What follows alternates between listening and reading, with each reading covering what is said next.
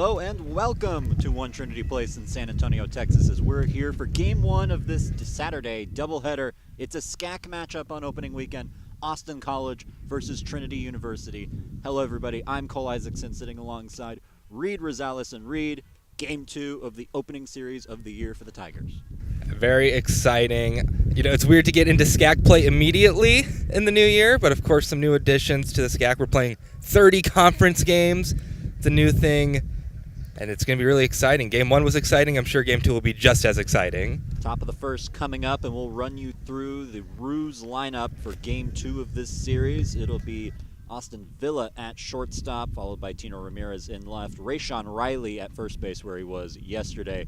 Desmond Squalls in right. Jack Wilhelm at the DH spot, hitting fifth. Mason Woodhouse playing second once again. Scott Hosmer at third base. Smith doing the catching. And Trip Toms in center field in the 9-hole. And pitching for the Tigers, making his Tiger debut, the first-year Jace Clay. Yeah, Jace Clay, we got to see him a little earlier before the season started, see him in action. He was very impressive. Some good breaking ball stuff. I think the Roos are going to have quite the challenge ahead of them today. Isaac Villa making his third start. As we're underway with ball one that misses low, Villa has played all 5 games for the Roos, making his 5th start of the year. All of them at short. Takes a pitch inside 2-0. Jace Clay on the mound for the Tigers, making his Trinity debut as a first year. You referenced it, Reed. We saw him play in the Winter World Series, the inter-squad scrimmage that these Tigers have against one another. And that breaking ball was very, very good. We'll see if we see it at all in this at-bat. Currently behind 3-0. Inside edge, strike one. I'm sure you can hear it at home, but the wind is blowing up here today. It's kind of blowing the scoreboard out of commission. Ground ball, diving play by Chapness. Throw will not be in time, but a good effort from the junior shortstop. Yeah, great effort. You know, you didn't get the guy at first, but just showing that tenacity to get the ball there. Really promising for the Tigers. You just got to focus, get it at the next batter. So a base hit for Isaac Villa. He had 2 stolen bases in last night's game. You wouldn't be surprised if he went off and running in this at-bat. It features Tino Ramirez. Clay, the lefty, will check on Villa. Windy day in San Antonio. Temperatures in the low 60s. Much warmer than last night's Game 1. Checks on Villa again to no avail. But a lot drier, Reed. I don't know what I prefer, the wind or the wet. I'm thinking the wind, though that might be worse for the viewers at home. First pitch is lined into right field, but McDonald is there to make the easy catch, one away. Well, I can tell you what Jace Clay likes better, what any pitcher likes better, is the drier conditions. Yesterday you saw the wet conditions maybe coming into play a couple of times on certain plays, but when you're a pitcher, you like the ball to be dry because it allows you to really strut your stuff on the mound.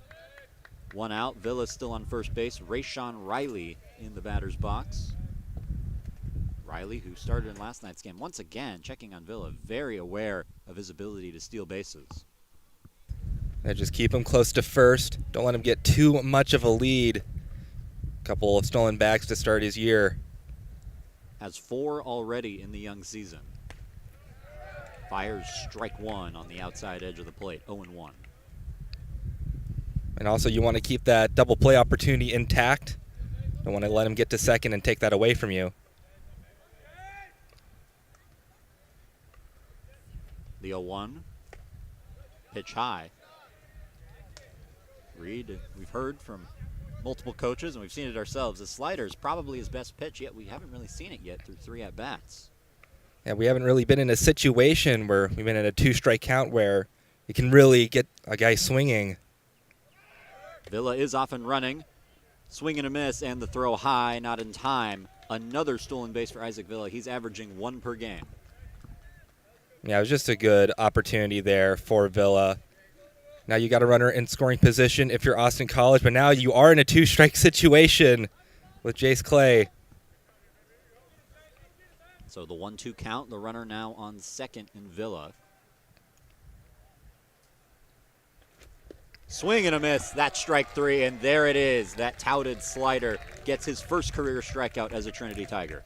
It's just so impressive. You know, shades of that slider that Jackson Tier liked to throw last year. Gets guys swinging at everything. Lazara going out for a quick meeting. It's almost even more dangerous because he's a lefty. You can use it against more batters more effectively. Now, Austin College, you know, discussing on the mound what to do here. You want to get that first runner in, score first like you did yesterday, hold that lead maybe a little longer. So Desmond Squalls now enters the batter's box in his first year with Austin College, the sophomore from McKinney, Texas. Has started in all 5 games for the Roos this season.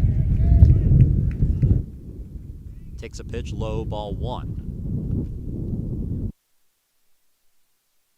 The wind really ramping up here in San Antonio. Coming in from the opposite direction, the flag's blowing out. Could be a good day to hit the ball in the air.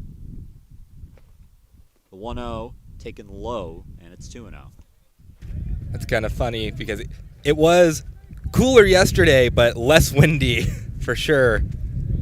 I'm glad the wind is today, because if it was yesterday, it would not have been a good day to be out here.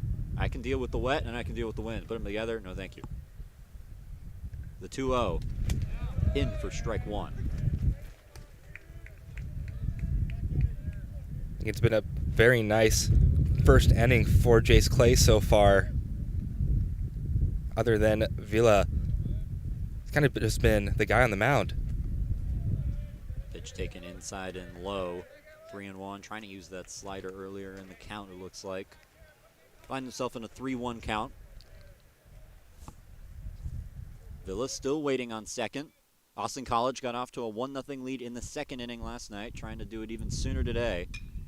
This is lifted to left field. Milligan camps under it, makes a small jump, but makes the catch all the same, and it ends the inning. Austin College gets the leadoff man aboard, but can't do anything with it. We'll head to the bottom of the first on Tiger Network. Trinity up to bat next.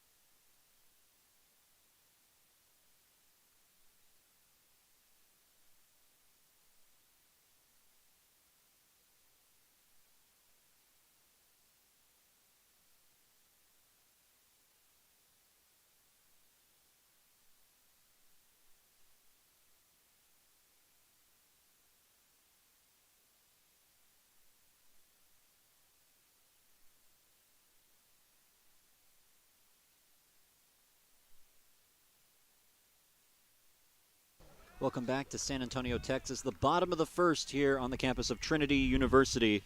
And pitching for the Austin College Roos, Zach Andrews, the junior from just down the road, New Braunfels, Texas, coming in at 6'7", impressive height for the right-handed pitcher. He'll face the leadoff man for Trinity, Caleb Woodward, in his sophomore year. Takes a ball low, 1-0. Andrews last season, 10 appearances, a 1-3 record. 44 innings pitched, but that was with Dallas Christian. This is his first year with the Roos. the transfer student. Woodward takes a close pitch inside, 2-0.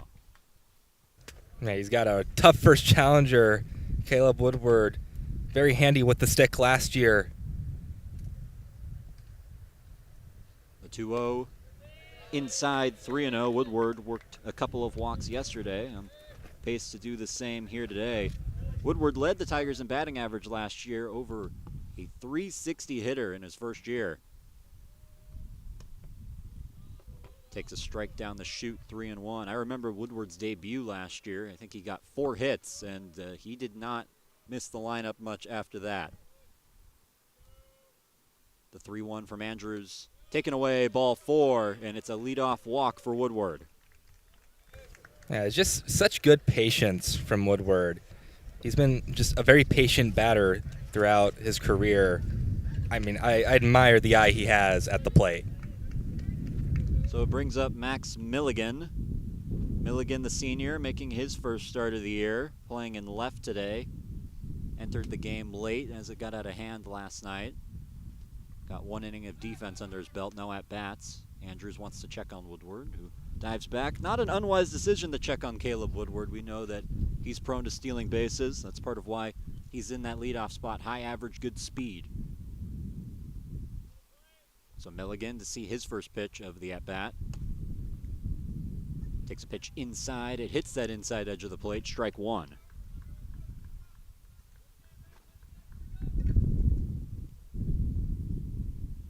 The wind still going in a similar direction towards the outfield, but somewhat left to right. Woodward needs to dive back, does so safely to first base, but could be advantageous for righty hitters in this one, trying to pull the ball. Yeah, it's the same situation that the Tigers were in the top of this frame. Just don't let the guy get to second. Now Austin doesn't want Woodward to go to second. Foil their double play opportunity. Lined, it's a fair ball down the right field line. Woodward hustling around second, charging in for third, gets the green light, he's coming home. Milligan into second, Woodward in to score. An RBI double for the senior, Max Milligan. It's 1-0 Trinity. And one of the things about the dimensions of this field, those pesky bullpens kind of make a weird angle. So if the ball hits off of it, if you're out in the outfield or the first baseman, it's just one of those what can you do things when it collides off the wall. So it was a slow start offensively last night for the Tigers. Didn't get their first run until the 3rd inning. Went 1-2-3 in the first inning. Not the case. Both batters reaching, and a run already on the board against the Austin College starter. Now the number 3 hitter, the DH Nick Jones, up in his second game as a Trinity Tiger. Had a bases clearing triple last night that really blew it open, made it 7-2. Breaking ball lands at the top of the zone for Andrews, strike 1. Definitely a promising start to his career. Sure, head coach Scandal would love to see him driving another run here.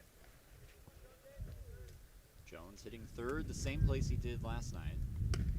Takes the ball high, and that's got to say a lot. A transfer student making his first appearances, hitting in the top 3 back-to-back nights to start the season.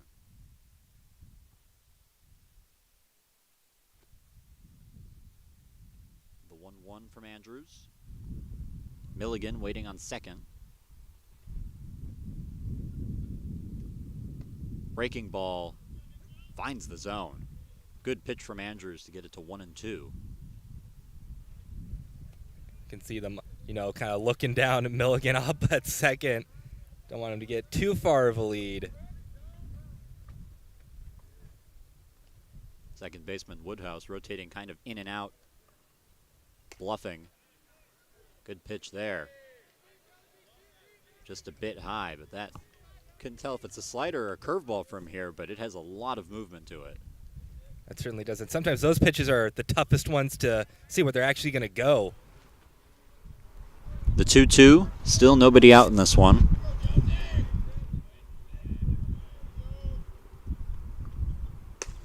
Check swing, ball high.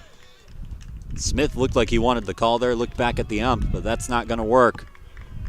3-2 count.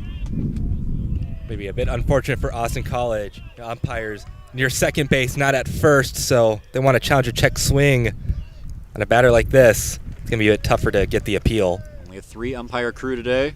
3-2 pitch, high, ball 4.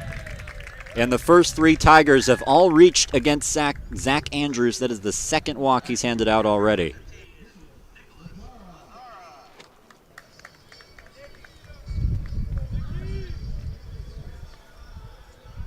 Certainly not the batter you want to see coming up to the plate.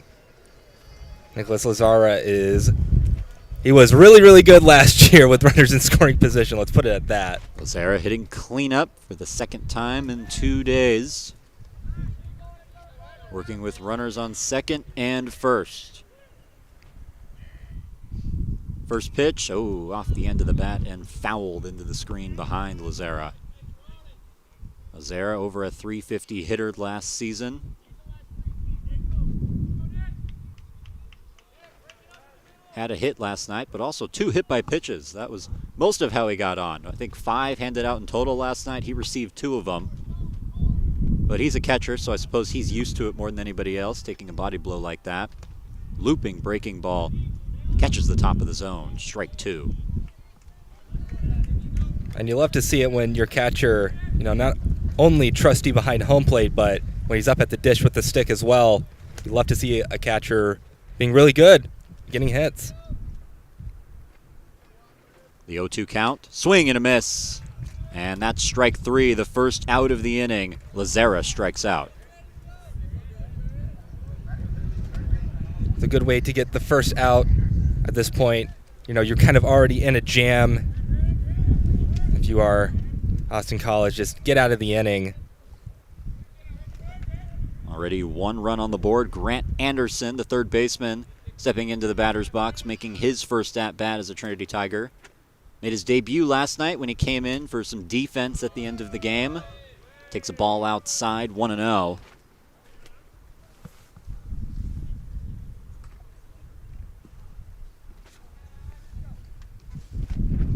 Runners on first and second still, now 1 down in the inning.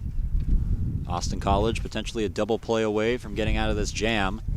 Breaking ball way away. As Smith has to corral that, stop it from getting to the backstop. Grant Anderson, number 14, a first year from Austin, Texas.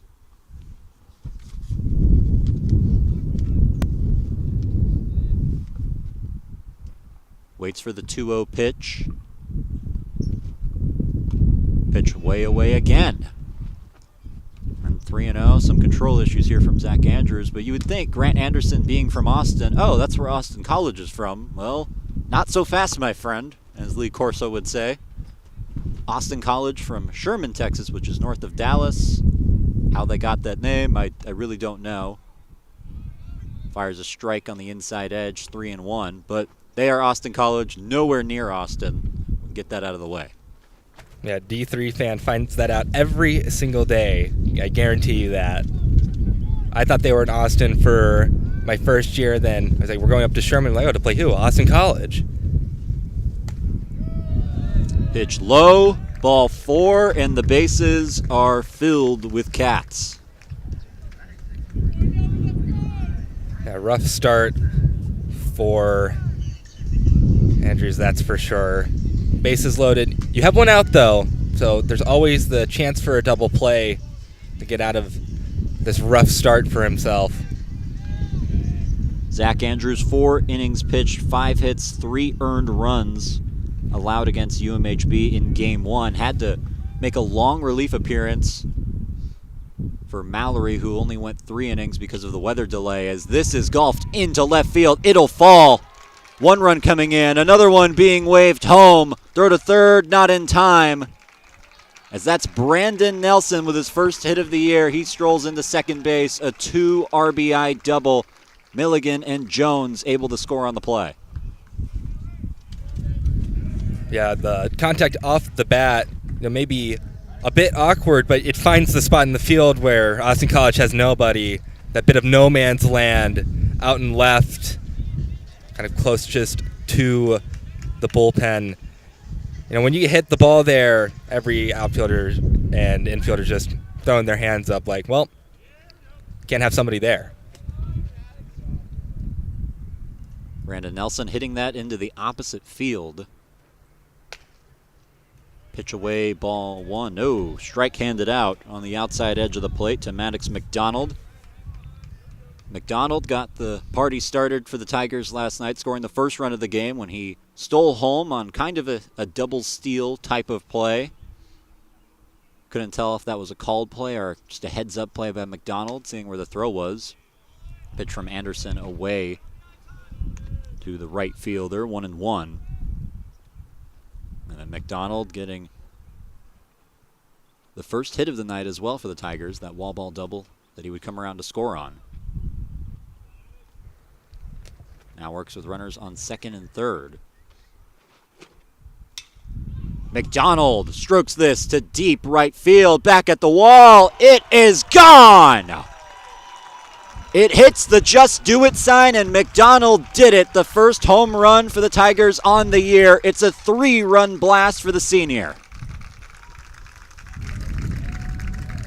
Oh, it's always awesome when we get to see the first home run of the year. And Maddox McDonald clearing the bases, the Tigers going up really big. This is an excellent start to this game, too. So already up 6-0. We have only had 7 batters up to the plate. The bases are now cleared. Started with the Brandon Nelson 2-run double, and now Maddox McDonald, the 3-run home run.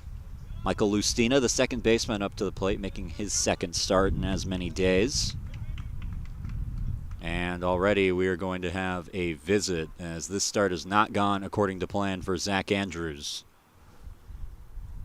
Andrews did not make the start last weekend, was filling in as they tried to go in a different direction with who was going to start this weekend, and so far not going according to plan. As an early meeting, already 6 runs on the board, only 1 out. And that home run from McDonald maybe slightly benefiting from where the wind was blowing at that point in time.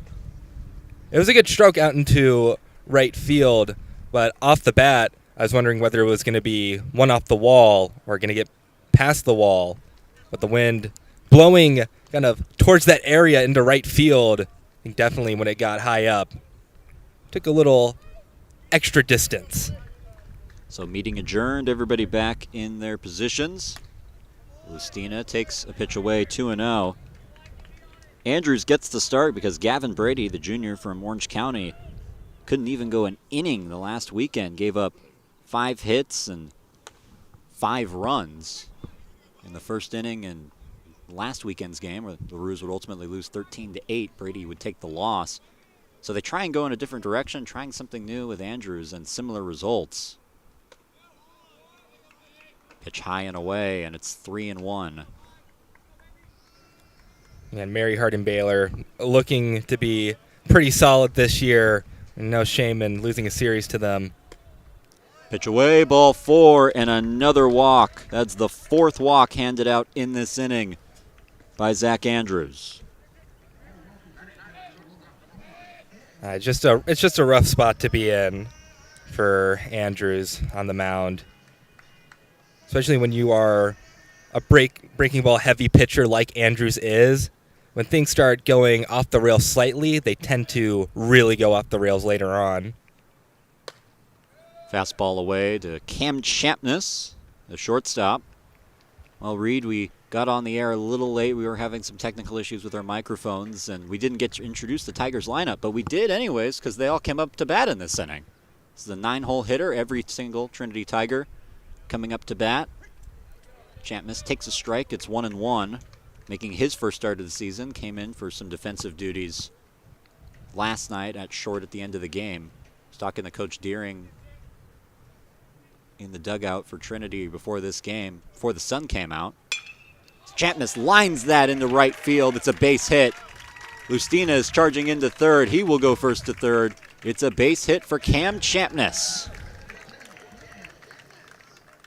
And I think introducing the lineup in the first inning, sometimes good luck just happens to us up here. I would say in the booth, but we're on the roof, so at least it rhymes. Hopefully one day in the booth as another meeting, and you wonder if this will be a change, and I think it will be. Looks like that'll be the day for Zach Andrews as head coach Sean Counts comes out to get him. Not exactly what they were hoping for. 6 runs allowed and still responsible for 2 other runners on base with only 1 out. A pitching change in San Antonio, 6-0. The Tigers jump on top of Austin College.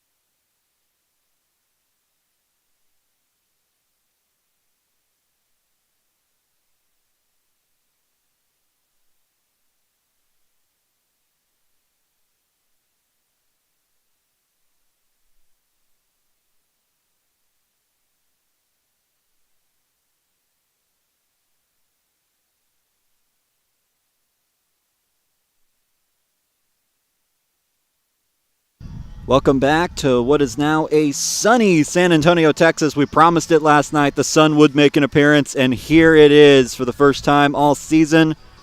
Runners on first and second for the new pitcher for Austin College. It's a familiar name. He started in last night's game, but not on the mound. Jaden Ayala Hinojosa works as both a position player and a pitcher, getting his first duties on the mound this season. He'll face the top of the Tigers lineup, Caleb Woodward, with only 1 down and 2 runners on base in a 6-0 game.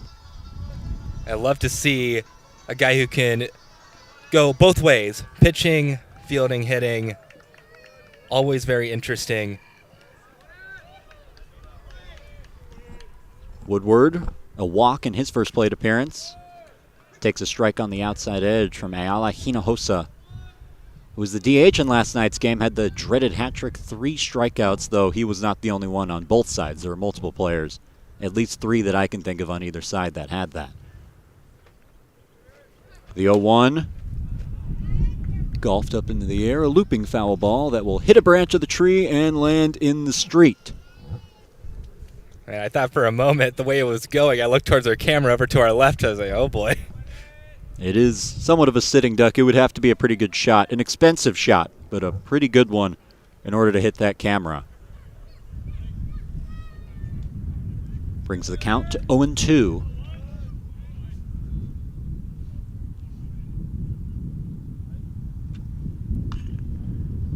Foul ball, we'll do it again. Michael Lucina, the second baseman, waits on third. Cam Chapnis, the shortstop, on first base.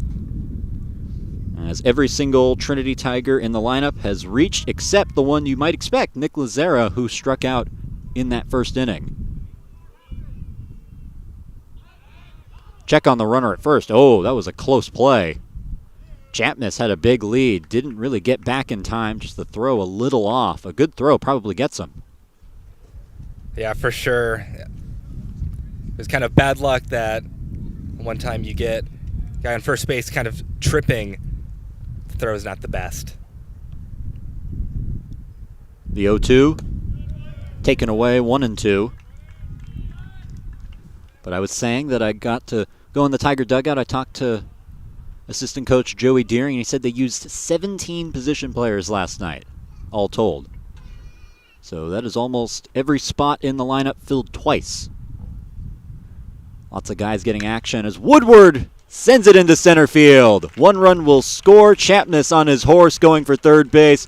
That throw will not be in time. Woodward dives safely into second. It's an RBI double, and it's a touchdown for the Tigers, 7-0. Just really impressive offensively. It's hard to understate how impressive it's been. Of course, you can't have the run rule come into effect until the 7th inning, but the Tigers might go up by double-digit runs if things keep up how they've been keeping up. Max Milligan now enters the batter's box. 1 for 1 with a double here in this first inning. So I've introduced a new scoring sheet for this season, and it's numbered by inning. And so we've already had everybody go 1 through 9. So now we're in the second time through the order in the same inning. So now I have to cross off all my numbers and basically redo them through the score sheet. I don't know if that makes sense to the people at home. I know Reed gets it, but it's a process for me. So they're doing a little too well, at least for me, at this point. I know that Chris Gariciola, who this score sheet is based off of, the radio announcer for the Arizona Diamondbacks, had to do a similar thing when his Diamondbacks put, 17 runs up against the Rockies in the first 2 innings on opening day last year? Pitch away, 2-0. It was something crazy like that. But he used whiteout. I don't have any whiteout, so I'm just having to cross out the number and write a new one. We'll see how this goes. I assume that this would not be an occurrence that happens too often. It probably won't be, but it's pretty early for this to happen, for me to be using this new system. Woodward takes a strike down the chute, brings the count to 3-1. Check that. Milligan takes the strike. Yeah, and the Tigers keep finding themselves in good positions. I mean, runners on second and third, both scoring position, sets up Millie really well. Lined in the opposite field. And foul. Now 3-2 count. The wind's still ripping. Those flags, I don't know if the audience can see them, but they're going almost straight out in the center field, maybe a little off into right field. The lefty Milligan takes a ball high, and it's ball 4. It loads the bases once again, and it sets up Nick Jones for his second at-bat of the first inning. And round the Tigers go. When this is going to end, I'm not sure anybody knows at this point.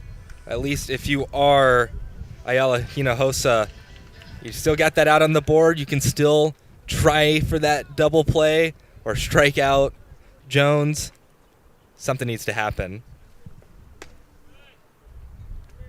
Pitch taken for a ball. Ball 1 to Nick Jones. Milligan was able to take a walk in his last at-bat. Brings the total up to 5 walks handed out in this inning by Austin College pitching. Milligan now stands on first base. Nick Jones takes a ball high, 2-0. Bases filled with Tigers. Champness on third. Woodward on second. Milligan on first. Trinity already up 7-0.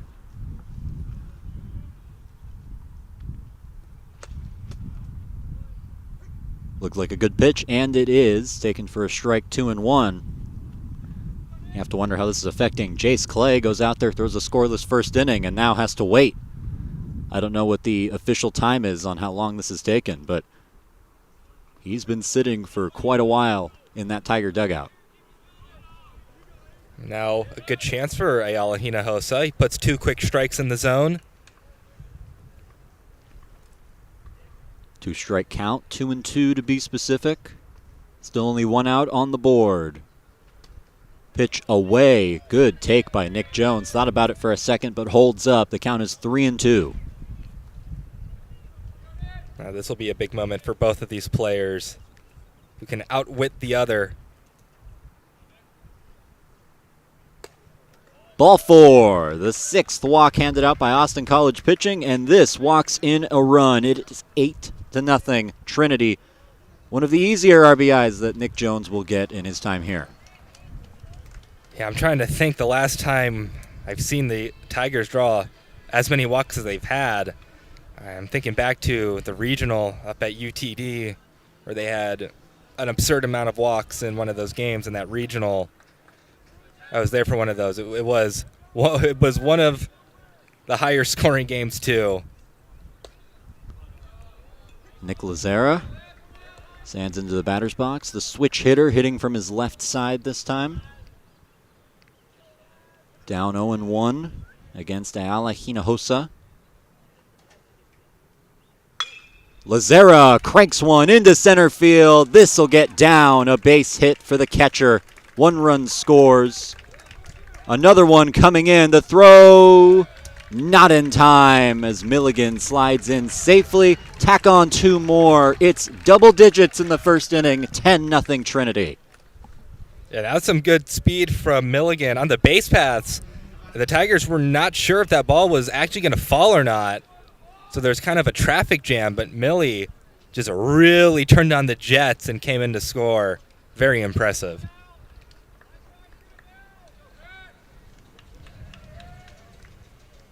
So now it brings up Grant Anderson for his second at-bat. The base hit from Lazera means that every Tiger has reached base in this game already. So Lazera was represented the only out of this game, struck out in his previous at-bat. Makes up for it with a 2 RBI single to extend the lead to 10. As I believe the scoreboard, the inning scoreboard at least, has reset to 0 because that cannot fit double digits. So the score reads 10-0. The inning score says 0. But we know it's 10-0. We're all good. Anderson fouls that behind him. It lands on the bell center. 1, 2, 3, 4, 5, 6 hops. Tying the record from last night. Exactly. On the rare occasions we get foul balls that go right over the roof sometimes. Anderson lines it to left. It's a base hit. Round from second is Jones. He's coming in and he slides in safely. RBI single for Nick Jones. 11-0 Trinity as they will not stop hitting the baseball. Yeah, and that was just a beautiful hit from Anderson. Like, that wasn't a hit for let's take it out of the park. That was a hit like let's find some space over in left field, get the ball down, and score a run. It's exactly what he did. Not every hit needs to be a home run. So now Brandon Nelson, 1 for 1 with a 2 RBI double in his first at-bat in this inning. That was against Zach Andrews, the starting pitcher for Austin College. Lined up the middle, a base hit. Round from second comes Lazera. He scores standing up. An RBI single. Count it, 3 RBIs for Brandon Nelson today. 12-0 Trinity. I think with that, not only has every Tiger reached the base paths, but I think every Tiger is coming to score as well. I believe you're correct as we have another visit and another pitching change. So they tried going with the position player who's pitched in the past. Jaden Ayala Hinojosa does not record an out, and the damage gets worse. Pitching change from San Antonio, the second one in this inning when we come back on Tiger Network.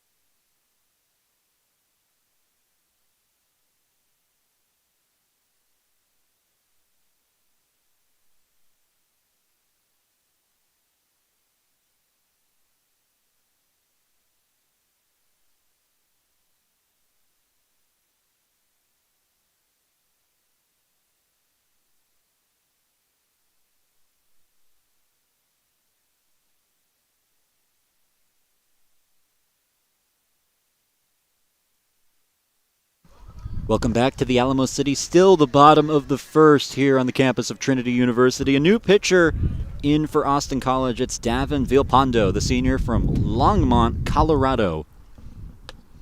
She'll face Maddox McDonald, making his second plate appearance of the inning. Lines one sharply but foul into the Austin College bullpen. McDonald 1 for 1. He has the game's only home run. Kind of a line drive home run at the bottom of the Just Do It sign. Out in right field, opposite field for the righty McDonald. Now works with runners on first and second against the third Austin College pitcher used in this one. Lined to third, could be two, but it won't be. Sort of a stumbling play at third base by Scott Hosmer. He ends up just getting the lead runner, 2 down in the inning. Yeah, kind of got tripped up by the turf monster for a moment. Yeah, nobody... If you've ever been a pitcher, you do not envy Villalpando's position coming in against a lineup that has just been on fire, but great job to get that first out. So Michael Lustina, in his plate appearance earlier in this inning, he walked. Now comes up to the plate with 2 outs. Takes a ball high and inside. So Villalpando already able to get an out. 1 for 1 in that regard, getting McDonald. Trying to bring what's just been a disastrous inning for Austin College to a close. Swing and a miss. Got a nice breaking ball from Villalpando.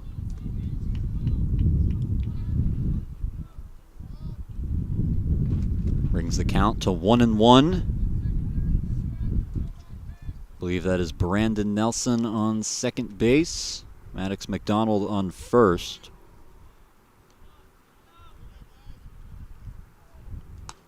Pitch away, 2-1. I talked to Sean Counts yesterday before the first game. He said, we don't play the Tigers, we play the ball, and when the Roos beat themselves, bad things happen. When the Roos don't beat themselves, good things happen. And, you know, it's kind of been a mix of both today. The Tigers have put barrels on the ball. They've done their job, but at the same time, not good enough pitching from Austin College. Yeah, certainly not right now, but good opportunity. 2's on the board. Could get themselves out of this nightmarish first inning. 2-2 count, 2 outs. Trying to put it to an end. Fouled off onto the roof of the Bell Center, and we'll do it again. That took several hops. Ooh. Did we have 7? I couldn't tell. There was a pipe in the way. I found it impressive that it hurdled all the pipes. It did, yeah. It hurdled them for quite a bit there. That was right at that perfect angle. Good job by Lustina. Not that he knows it. 2-2. Good take, 3-2. Another one of these full count situations. You know, it's good for the Tigers to be in this when they're up by so much, because when you're in a bigger situation where a full count, maybe the game on the line, gets you prepared. Runners both go, 3-2, 2 outs. As that's foul down the third base line. You're up 12-0, but you got to do the little things correctly. Full count, 2 outs, you're running. I know the guys in the dugout love to see Brandon Nelson run. Off and running again. Ground ball in that same spot. Oh, Deering can't make the play this time. Gets some heckles from his dugout. It was such a great energy in the dugout, especially for their base coaches. They expect better out of him. Able to make the first play, but not the second. Runners off and going again, and foul. That one closer to Cam Champness, who's waiting in the on-deck circle, hoping he'll get a chance to go a second time through the order. If he gets up to the plate, every single Trinity Tiger will have batted twice in this first inning. Lustina in a 3-2 count. Runners off and going. Check swing. Did he go? No. No mercy call from the first base ump there. Ball 4, the 7th walk handed out by Austin College pitching in this inning. Right, it's just been an offensive clinic by the Tigers. Already scored 12 runs. You have an opportunity to score more. If this is how the first inning's going, I'm not sure that they can peak anywhere else other than here. So the shortstop, Cam Champness, coming up for his second at-bat of this inning, 1 for 1 with a base hit. Trinity up 12-0. Chapmas up with the bases loaded. Takes a ball inside 1-0. My memory serves me correct there. We've had so many batters at the plate now. I think Chapmas got his hit like very early on in the count too. I don't know. I've lost count. Chapmas lines it into the screen and foul. Yeah, Reed, there's been a lot of at-bats. This is the 18th that we've had in this inning, and I don't really remember the details of all of them. If anybody at home wants to rewind and check that out, you can do it. Chapmas now in a 1-1. Bases loaded, filled with Tigers. You know the drill. Lined into the screen again at a lower angle this time. 1-2. Yeah, it's another opportunity for Villalpando to get the Roos out of this inning. I'm sure they all want it at this point. They've been standing out there for quite a while now. Chapmas trying to stay alive in a 1-2 count. Popped up, and the catch is made by the first baseman, Riley. That brings an end to the inning, and what an inning it was for Trinity. 9 hits, 12 runs on the board. Every single Tiger comes up to bat twice. We'll be with you for the top of the second coming up on Tiger Network.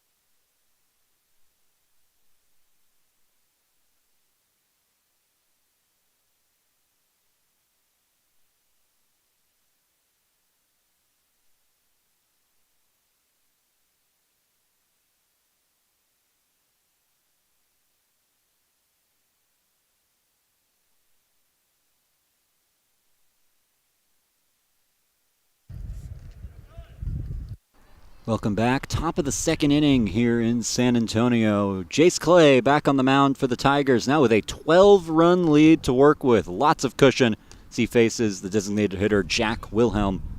Wilhelm made the start at third base last night, now at DH.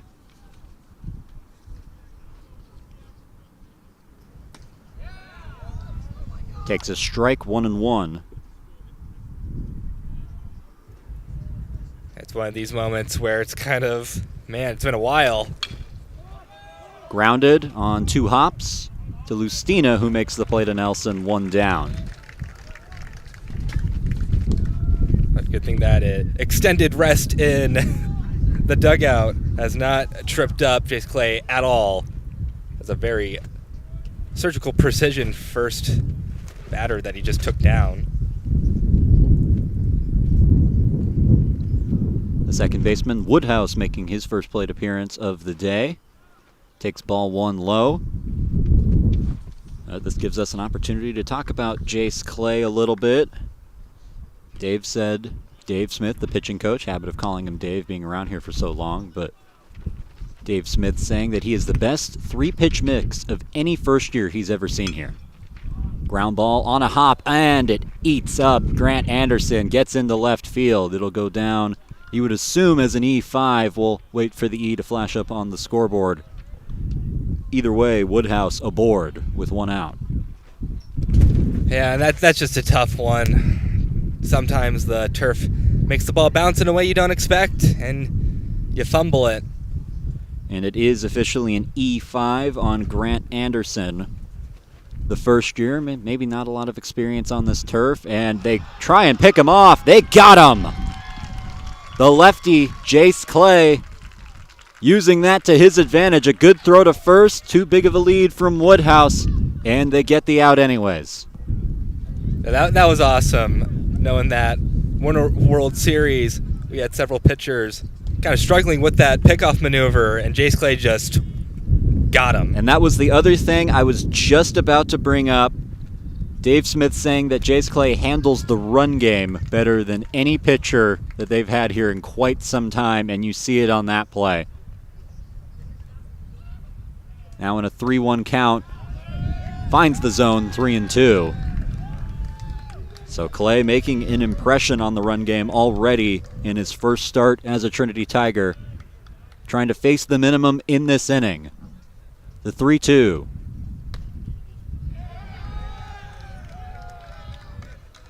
Some cheers from the dugout. That must have not been 3-2. The scoreboard said it was. So we'll try and figure out what count it actually is. And it won't matter. Ground ball to Clay. The light throw off the bag. And safe. Scott Hosmer able to reach. So able to erase the runner, able to erase the error from Grant Anderson on the previous at-bat. Gives Austin College the base runner right back. That should go down as an E1, and it does. It's one of those moments where maybe you had too much time to think about your throw. I just slipped out of the hand a bit too early. Hit in the air to deep left field. Too high, not far enough. Milligan makes the catch shy of the warning track, and the inning is over just like that. So they made it interesting. 2 errors from the Tigers, but able to get out of the inning is Clay as we head to the bottom of the second in San Antonio. 12-0. Trinity with the lead.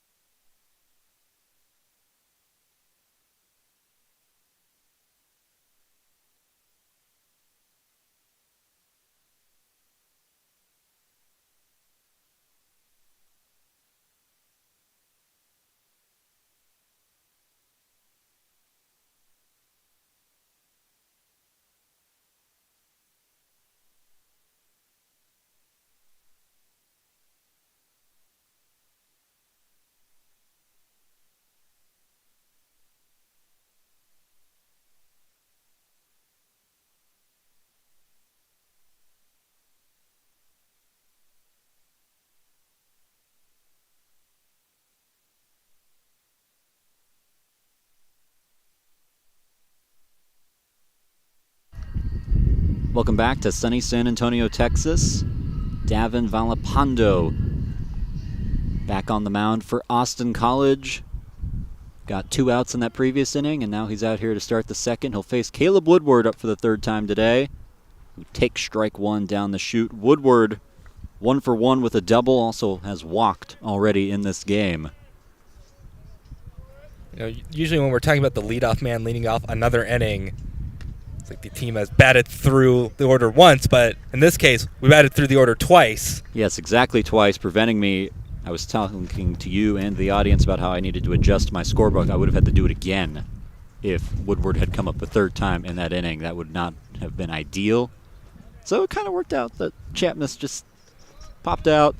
It's over. It can be done with, and we can move on to the next inning. They got 12 runs.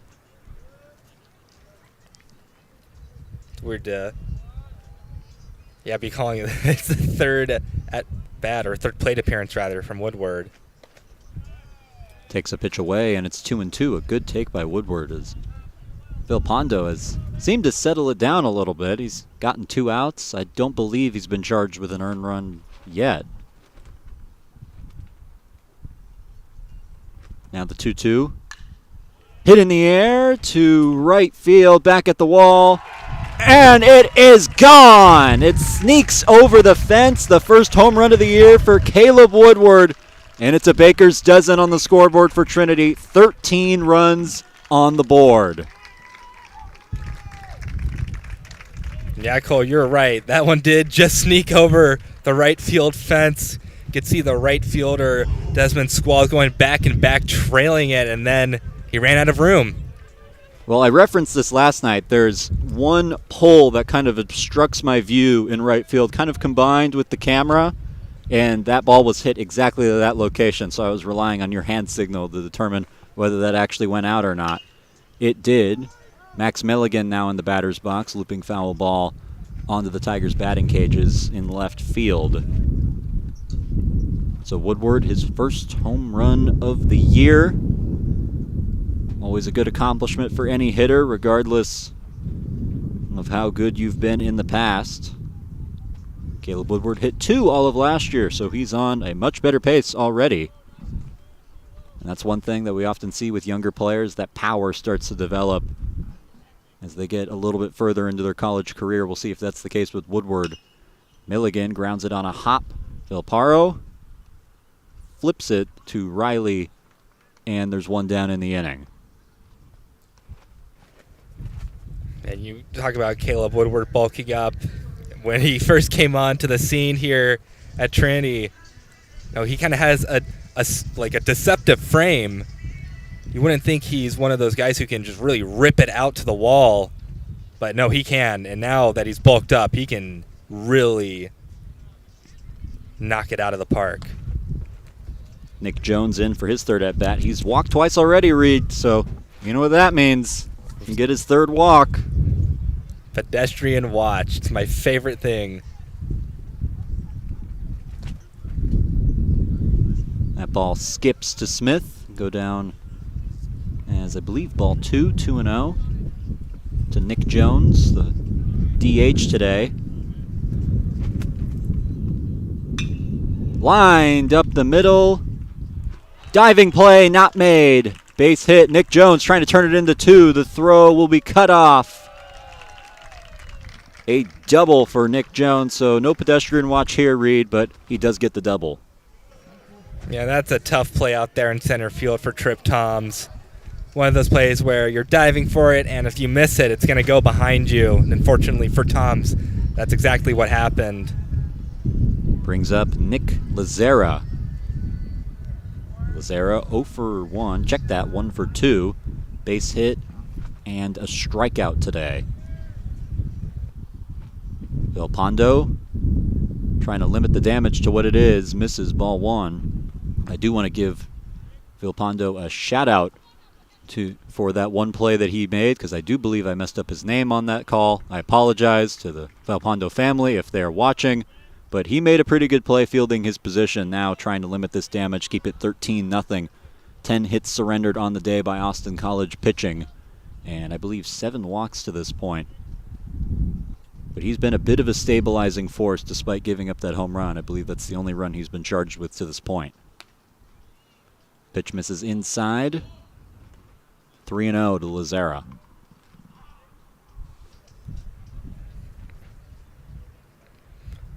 And this guy's really clearing up today. It is looking pretty beautiful outside now.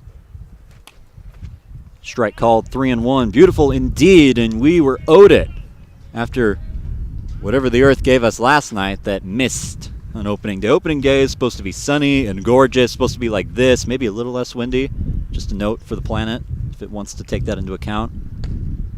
Pitch away, ball 4. Lazera heads to first base, but the sun is out, and we love it. This is how South Texas should be. That is very true. It's been really dreary the past couple of days. It's been cloudy and gray. Now, sun's out. We're playing baseball again. It's wonderful. I should not be able to see my breath during opening day on a baseball game. That is for certain. Grant Anderson now in the batter's box. Takes a strike on the outside edge of the plate. A fastball from Vilpando.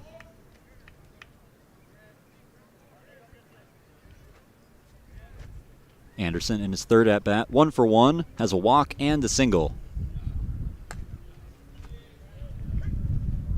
Late strike called, 0-2.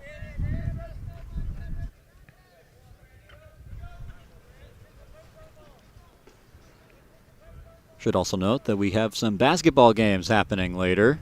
You'll be on the call for the men's and the women's team against Southwestern later tonight.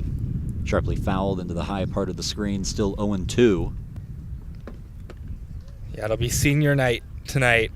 It's going to be pretty emotional for both teams, losing some very key seniors to recent successes for both those teams. The 0-2 to Anderson, lifted in the air to deep left field. Is it fair or foul? It is fair, and it is gone. The first home run in the career of Grant Anderson, and it opens up the lead. It's 16-0 Trinity. That was a booming home run. That's towering. I was wondering if it was going to sail foul because it kind of had that curl going foul, but just in. That was an awesome home run. Now the Tigers they're back at it again, Cole. Tigers taking a little bit to get going offensively in last night's game. Opened up with that back-to-back three-run innings, I believe, in the 6th and the 7th last night. It was 4-2 for a while there. Austin College had their moments, but today Trinity leaving no doubt up 16-0, 11 hits on the day. Nelson skips that foul down the first base line. Brandon Nelson, 2 for 2 today. He's got the double and the single. So only needs that home run and the triple, though. We'll see if he can get the triple. I don't know. He wouldn't be my first pick to get a triple. Sorry, Brandon Nelson. I don't think he would be his own first pick to get a triple either, so that's why I feel comfortable saying that. I feel like if he did get to third base on one hit, an E might flash up on the board from somewhere else on the field. Pitch gets away. Wild pitch, but nobody on base to take advantage of it. Just goes down as a 2-2 count. So the Tigers finding a way to get to Villalpando. You know, one of the new additions to the field, Cole. We can't see it from up here. Grounded on 2 hops to Woodhouse. Makes the throw across his body, 2 down in the inning. Went down. The audience can see it.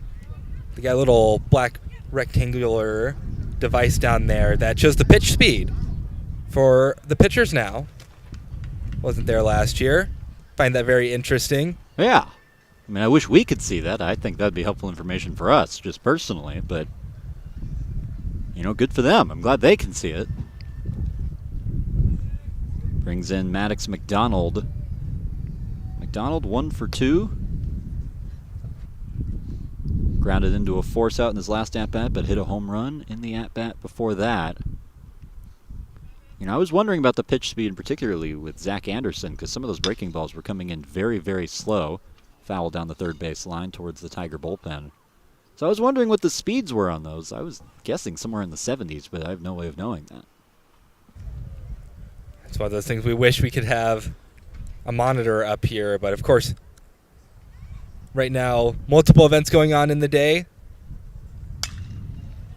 Lined into the gap in left field, and this will get all the way to the wall. McDonald hustling in for second. He gets there standing up. It is a 2-out double for the senior McDonald, his second extra base hit of the day. Great hit from Maddox McDonald. He's been on a tear this game. Home run, now he's on second. That's a guy who could definitely get a triple halfway to the cycle already. A couple guys halfway to the cycle already. Brandon Nelson, one of them, as we mentioned earlier. Grant Anderson also on that pace with a home run and a single. Michael Lustina up for the 3rd time today. He's walked in his previous 2 plate appearances, takes ball 1. The other thing to think about here is if Michael Lustina is able to reach, once again, all 9 Tigers will come up to bat. So they'll be their 3rd trip through in only 2 innings. Takes a strike, 1-1. Point out another new addition. They've updated the NCAA regional years. I saw that, yeah. 2024. That must have just happened yesterday. I don't remember seeing that. I actually just interviewed pitching coach Dave Smith 2 days ago, Thursday night, and we took a lap around the warning track as we were doing it. I distinctly remember walking by and not seeing 2024, so that happened very, very recently.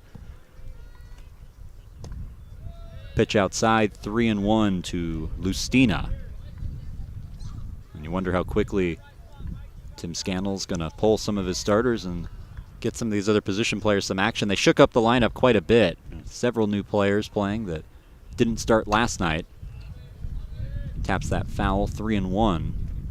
So maybe that'll limit the amount of shakeup that happens, but you'd assume some new guys are going to be entering the game pretty soon with this lead already up to 16-0. Yeah, I would agree, Cole. I wonder maybe they'll go through 3 innings before starting to shake things up. Ground ball to short. Throw in time as Villa makes the play to end the inning, but Trinity able to tack on a few more. A 4 spot in the inning makes it 16-0 Tigers. We'll head to the top of the third. Jace Clay on the mound when we come back.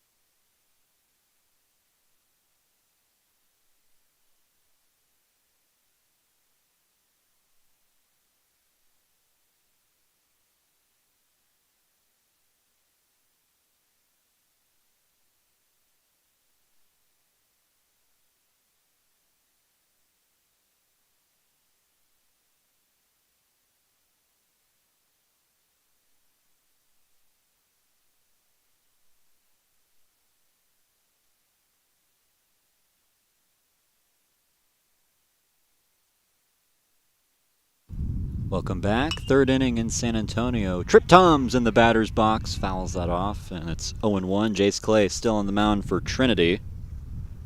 He's worked 2 scoreless innings so far. And Reed, what have you noticed from Clay in his debut? I've noticed that he's been very dominant on the mound to start things out. His innings have been very short compared to when Austin College has to take the field. He's working at a great pace. Fires in strike 3, gets him looking. The second strikeout for Jace Clay on the day. He works quick, kind of reminding me of Shavana. Shavana from last year was a pitcher that also liked to work at a very quick pace. He spares no time. So the lineup will flip over for Austin College. Isaac Villa, the shortstop.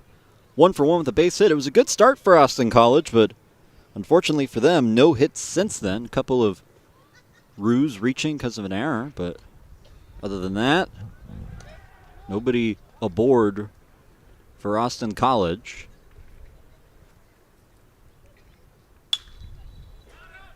Hit high and foul. We'll see where this one lands. High hop. This is, ooh, a deflection. How many hops was that? Not as many as the others. Yeah, I'm thinking only 5. Swing and a miss. Foul tip into Lazara's mitt. Makes it 2-2. That took kind of a deflection off one of the higher parts of the Bell Center before ultimately landing on the lower part. The 2-2 from Clay.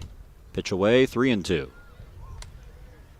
It's always disappointing when you get that outside interference to destroy a record-attempting foul ball. Ball high, and it's ball 4. The first walk handed out by Jace Clay as Isaac Villa reaches both times.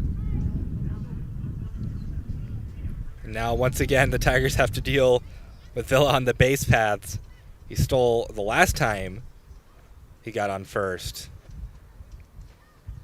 Now he knows that Clay does have that pickoff maneuver. Ground ball, diving play by Anderson. The throw is not in time. The throw was there. It just got Nelson off the bag. The first base umpire saying the tag was not applied, and we'll see what happens with the scoring of that. Whether that's a base hit or an E5, maybe an E3. I think it'd just go down as a base hit. Hard to fault anybody for that. Yeah, base hit would probably be the thing I'd agree the most with. That's a tough throw across the... They do flash an E, unclear on who.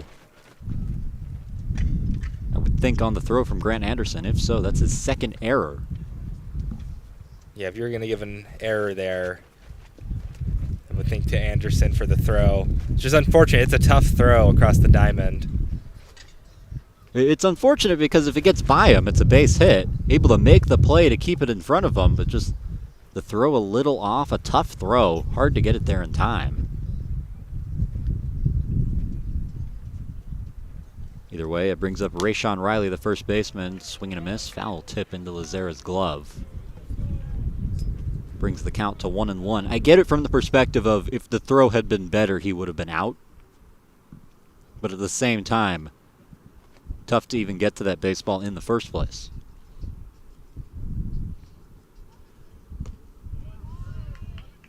Strike called, 1-2. Riley 0 for 1 today. It's already struck out against Jace Clay.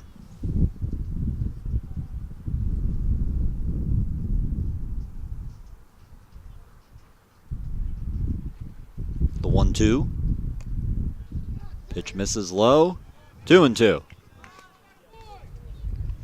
Certainly a batter you want to look out for, Rayshawn Riley. He had a good year last year for Austin College.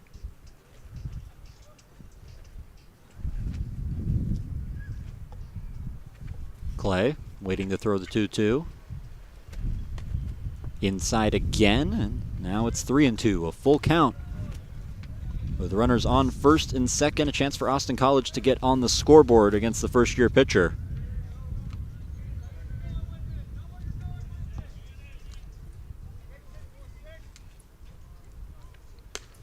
There it is, strike 3. Gets him looking, a pitch on the outside part of the plate, the third strikeout for Jace Clay. As Dave Smith coming out to the mound, and you wonder if that is going to be the day or if this is just a chat. It looks like it's just a chat. You wonder what the length is of Jace Clay. They envisioned him as a reliever coming into the year because they assumed that they would have sophomore pitcher James Morio to start on Saturdays for them. That turned out not to be the case for injury reasons, but Jace Clay filling in admirably. You just wonder what the pitch count is on him, given the fact that he wasn't built up as a starter necessarily. I haven't glanced over at our bullpen too much. I haven't seen much activity there. I think they'll be content to let Clay try to get this final out.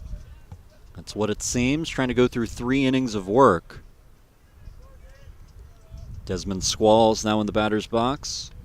Flew out to Milligan in left in his only other at-bat. Good take by Squalls on the breaking ball low, 1-0. I was told by, I would say, credible sources that Clay was available to close last night if needed. But Brandon Morio did such a good job, pickoff play at second, not in time. But Brandon Morio did such a good job filling in relief. They were very happy with his performance, 2.2 innings. No runs allowed. Really, closing wasn't needed, combined with the offensive output later in that game to extend the lead. This is lifted deep to left field. Milligan back at the wall. It is off the top of the wall and in play. 1 run coming around. The throw misses the cutoff man. As Villa is in to score. Makes it 16-1. Austin College Reed. That was close. It looked like it hit the top of the wall. Which way would it go? Ends up coming back in play. Only 1 run on the board for the Roos. Yeah, that did hit right off the top of the wall. Thought for a moment that it would go out. You know, if you're the Roos, you just scored. That's what you want at this point.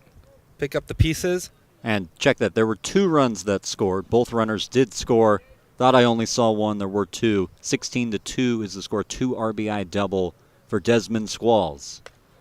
Pitch way inside on Wilhelm, the DH. 0 for 1 today. Ground out to second in the second inning. So Austin College getting some offensive output. Getting 2 on the board against the first-year pitcher. Foul ball off the bat of Wilhelm makes it 1-1. That had the trajectory of being a home run right at the 365 mark. Just needed 366. Of course, neither of those runs being earned. Runner goes, and the throw is high from Lazara, so a stolen base from Squalls. He finds himself at third base with 2 outs. The previous Rue runners getting on because of applied errors, according to the stats people. That is true, so no earned runs in the career of Jace Clay as a Trinity Tiger, at least so far. So with the score being 16-2, runner on third. Jack Wilhelm, the DH, in the left-handed batter's box. Finds himself in a 2-1 count. Lefty on lefty matchup. Good take. Sweeping slider across the plate. Brings the count to 3-1.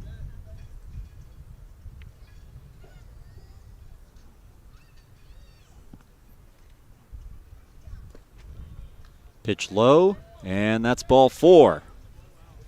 So a walk handed out by Clay extends this inning and puts runners at the corners for Austin College. Now I do see some activity from the Tiger bullpen. Some guys starting to start warming up, just in case this inning extends any longer. Nobody throwing quite yet, but they are prepared to do so, it would seem.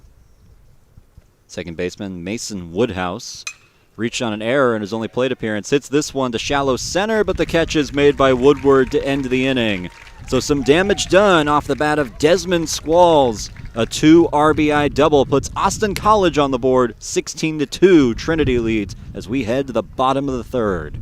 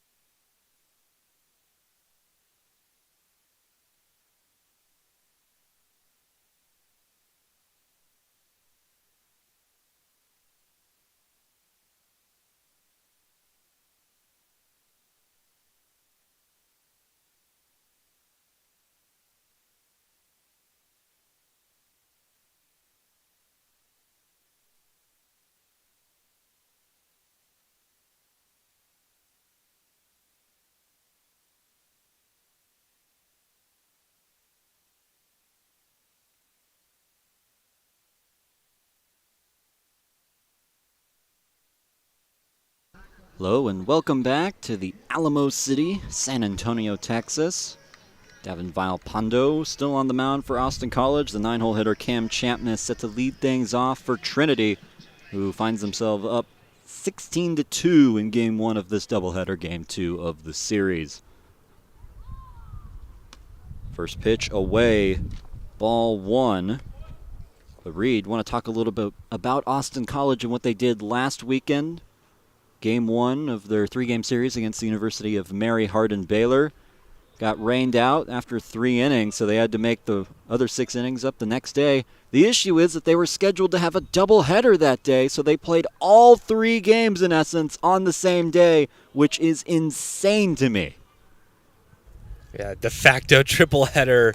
I know the entire joke around the Division III world is that teams love their double headers, but a triple header, that's one too much for me.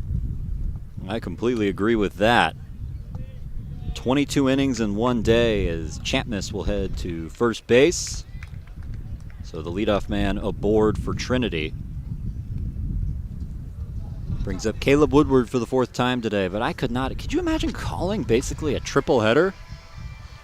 That'd be No, thank you. That'd be tough. I know it was really unfortunate for Game 1 for Austin College because Tristan Mallory was throwing really well before he got rained out. So those unfortunate things as a pitcher. Once you start throwing and then you stop for like basically a day's worth of time, you can't come back out and pitch again. You'll mess your arm up. Only able to throw 3 innings, all of them scoreless, did very, very well. And you wonder, they lost 4-2. You wonder if that game could have been different if Mallory had been able to pitch a full start's worth. Woodward finds himself ahead 2-0. Chapman thought about running, doesn't. Woodward takes a close pitch outside, 3-0. Of course, this series scheduled originally to be 1 game per day. Austin College requesting that be moved into a doubleheader. Pitch away, and it's a 4-pitch walk for Woodward. Back-to-back walks handed out by Villalpando. That's the second walk that Woodward's been able to draw. So we're getting another meeting at the mound. Looks like this is pitching coach Justin Lambright. And there will be a change. That'll be the day for Villalpando. Allows back-to-back walks to start the 3rd inning. And another pitcher coming in for Austin College, their 4th of the game through 3 innings, as we will take a break on Tiger Network.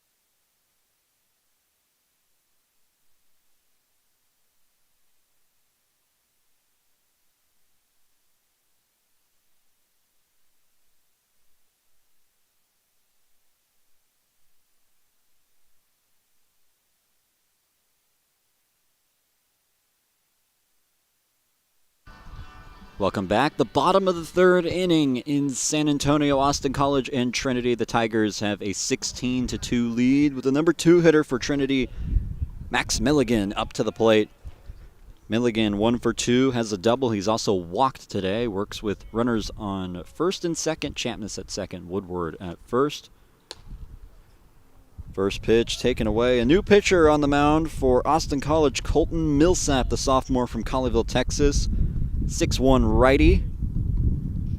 Made 5 appearances last season through 10 innings. No appearances this season until now. His debut for Austin College in 2025.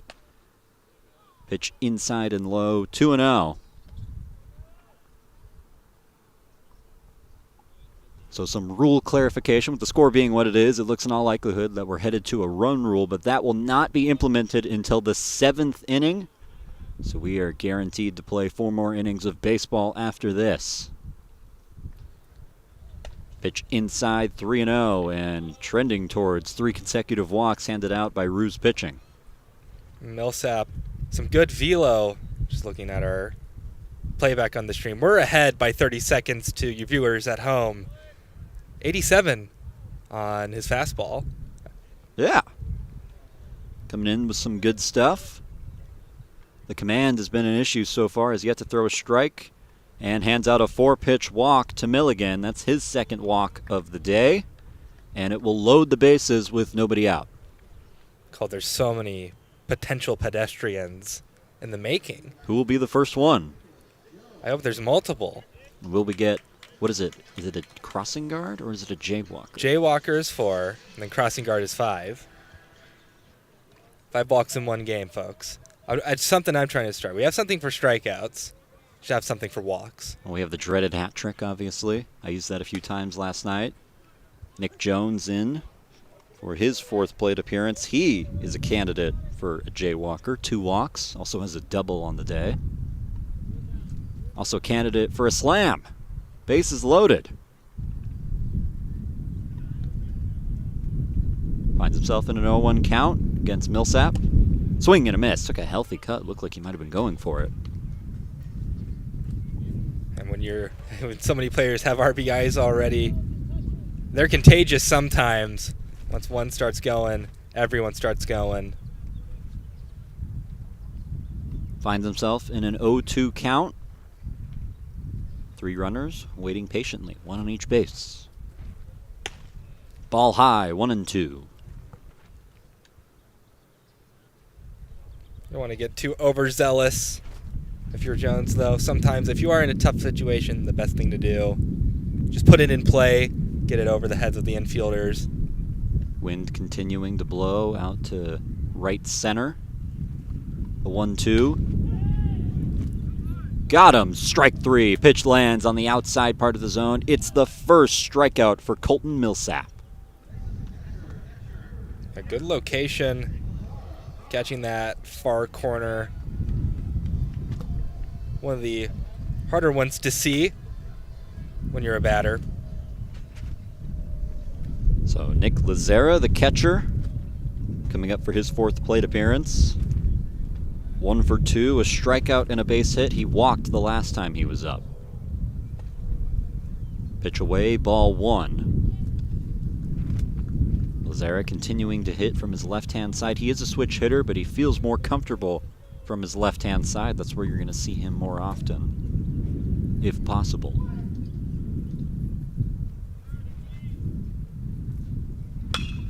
Ground ball, could be 2. Opts for just the 1, and the run scores. It's an RBI ground out for Nick Lazera. Yeah, it's going to be a tough flip to second, so I don't blame Mason Woodhouse for just opting to take the out over at first. It's a sensible decision, especially when the score is what it is at this point. So now 17 runs on the board for Trinity. 17-2 is the score as Grant Anderson, who's 2 for 2 today, a single and a home run, also has a walk on the day, comes up to the plate with 2 runners in scoring position. The 0-1, grounded to short, but it gets through. 1 run coming around. Here comes Milligan, and it's a 2 RBI single potentially. We'll see how they score that. Could be an error on the shortstop Villa. Waiting for the E or the H to flash on the scoreboard, and we'll get official confirmation in just a few moments, you would assume. Either way, 2 more runs on the board for Trinity. Chalk it up to 19-2, and there is the E on the scoreboard, the E6 on Isaac Villa. What is that, 6 RBI now for Grant Anderson? This one hit straight in the air off the bat of Brandon Nelson. Shallow left, but the catch is made by Ramirez, and that ends the inning. But more runs on the board for Trinity. They bring up their lead to 19-2. We'll head to the top of the 4th next on Tiger Network. Stick around for this one.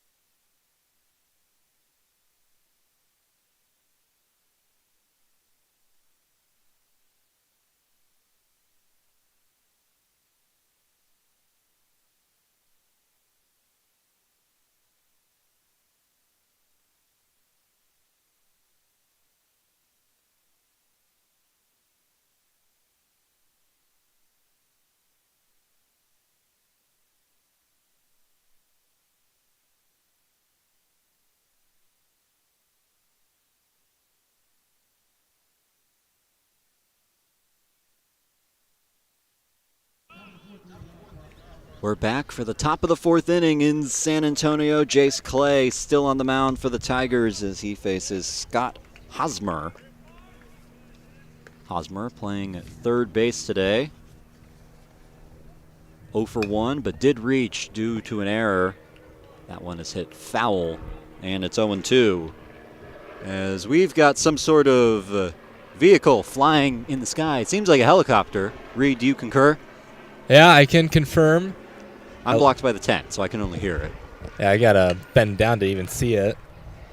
Yeah, helicopter. That's a chopper. There it goes. I don't know if that's weather or police. To be determined.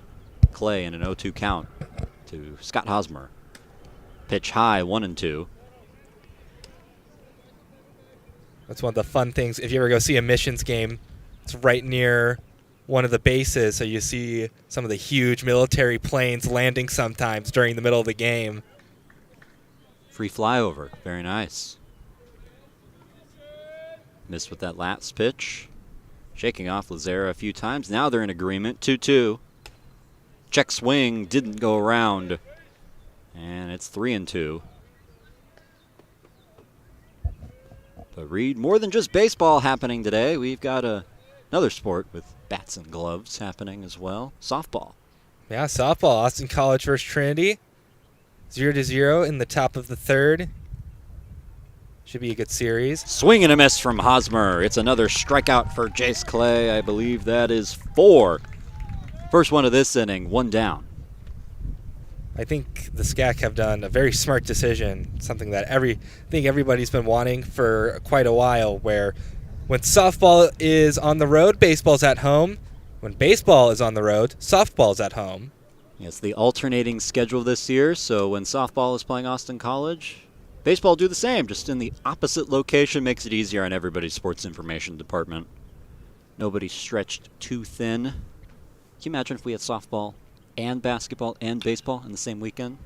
I don't have to imagine. It's been done. It has been done. Yeah, we're all better off when there's less simultaneous events going on at the same time. Catcher Greg Smith in. That's fouled off above the bell center. High hop. Ooh. What do you got on that one? 6? I thought 7. 7? Yeah, ties the record. How about that? Good job, Greg Smith. Lined up the middle. It's a base hit. It skips off the mound and ends up in center field. First hit of the day for Greg Smith. Yeah, just good location for a grounder up the middle. Just a bit too far for Clay to reach out and snag. Talking about how long the leash is for Clay. A couple guys warming up. Ground ball past the dive of Champness. Trip Toms gets his first hit of the day. Struck out looking in his first at-bat. Base hit here, first of the weekend for Trip Toms.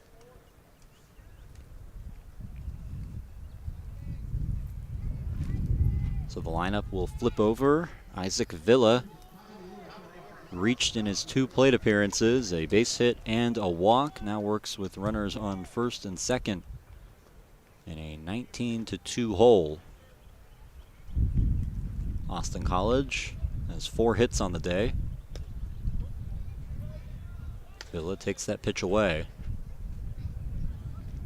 And so far, another tough season for Austin College, trending towards 0-5. And unfortunately for the Roos, that's something that they're all too familiar with. Only 1 winning season since they joined the SCAC in 2006. And Sean Counts trying to change things in his 4th year. He feels like he has a good mix of younger players and veterans younger players who are eager to learn, veterans who have seen it done, as he said, wrong for the past 3 years and trying to play the right way. Not off to a good start, but Sean Counts trying to change the culture of how the Roos are and how they've been for really the last 20 years. Fouled into the screen just in front of us, 2-1. And it's tough because the SCAC is just so competitive year after year after year. It feels like near the end, we're always saying, well, who's getting in, who's not getting in? in terms of the conference tournament. Always comes down to the last weekend usually. The 2-1 pitch to Villa. Lined into the screen again, 2-2. The really unfortunate thing for Austin College is their one winning season was in 2020. They got off to a 7-2 start, and then there's this thing called COVID, season canceled. No more baseball. I know there's a couple of sports teams who had really good starts. I think San Diego State basketball, they're ranked number 1 to start the season. And there's strike 3, pitch on the outside part of the plate. Ball gets away on the throw. Nelson able to recover with no advancement from any runners. Second strikeout of the inning for Jace Clay. But you're right, several sports teams had their seasons cut short, including these Trinity Tigers.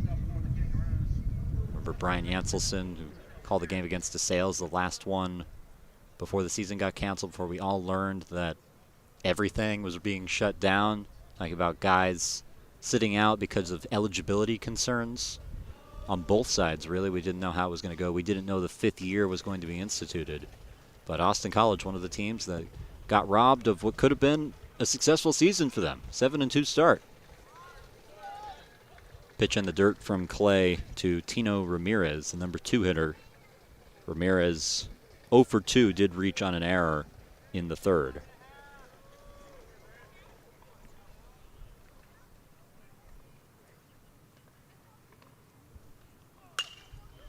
Lined past the dive of Champness.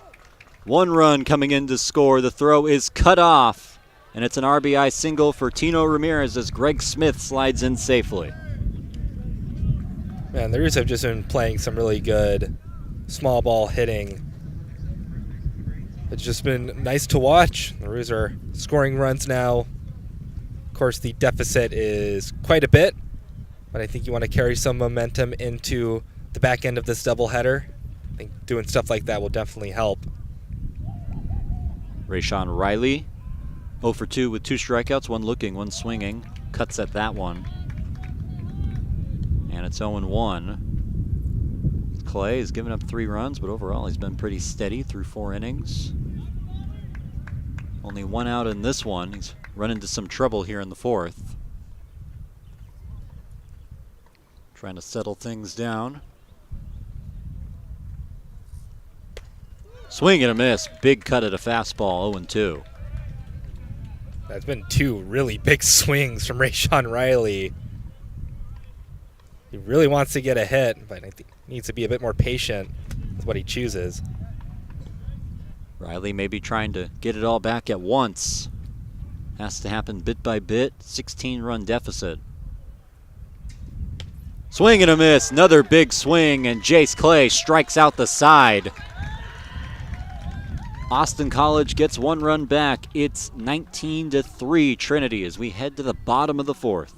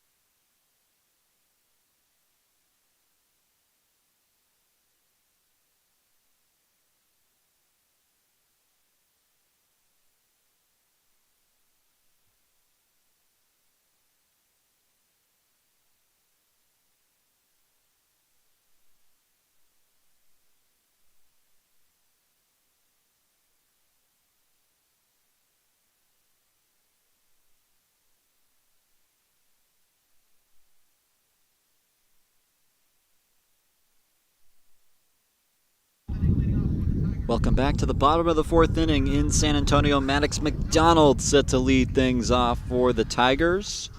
McDonald, 2 for 3, a double and a home run on the day for the right fielder, the senior. Working against Millsap in his second inning of work. Takes a low strike, 0-1.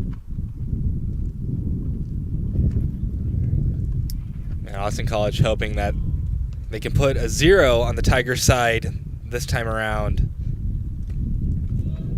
Ball gets away from Greg Smith, brings the count to 1-1. Trinity has scored at least 3 runs in every single inning. Of course, the 12-run inning in the first, and then 4 runs and 3 runs after that. So Austin College trying to slow down the Tigers' offense, which seems to be rolling along. McDonald swings through that pitch ahead of it. Fouls it off down the third base line. It's 1-2. Yeah, that first inning was really the tone setter for the rest of the game. Trinity opening up a 12-0 lead that they have not relinquished. They've only added on, and they continue to get hits. As McDonald golfs that into left center. Base hit for Maddox McDonald, his 3rd hit of the day, and he only needs the triple now. Yeah, you hit it in the right spot, you can definitely get it. Particularly hitting it off the bullpens would be a very effective strategy in that case, but... And he will not have the opportunity to get the triple as there is a substitution on the base paths. We'll wait to get a number for you. 28. And we'll see who it is that got substituted. Evan Kuhl, the first year, making his Trinity debut. And he should slot in perfectly into right field as he also plays the outfield position. So already some substitutions coming in for Trinity.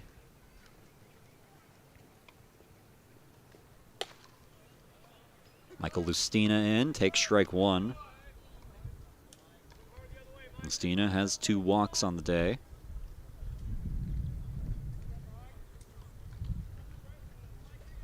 I think a good time to start putting in some substitutions. Fouled off the end of the bat, 0-2. I mean, the starting lineup has kind of played a full game's worth of at-bats at this point. You know, I will say, Reed, I do not have the 3rd at-bat on my score sheet for what Michael Lucina did. He does have 2 walks, and I know he reached somehow, I believe, in that 3rd inning, so you might have a chance at the crossing guard. Or I should say, what is it? Jaywalker? 3 walks is pedestrian, 4 is jaywalker. I'll learn it one day. But he grounded out in the 2nd. Oh, he did ground out in the 2nd. This could be 2. Throw to 2nd in time, throw to 1st not. As Lustina able to beat it out, and Evan Kuhl's pinch running appearance short-lived. He jogs back to the dugout.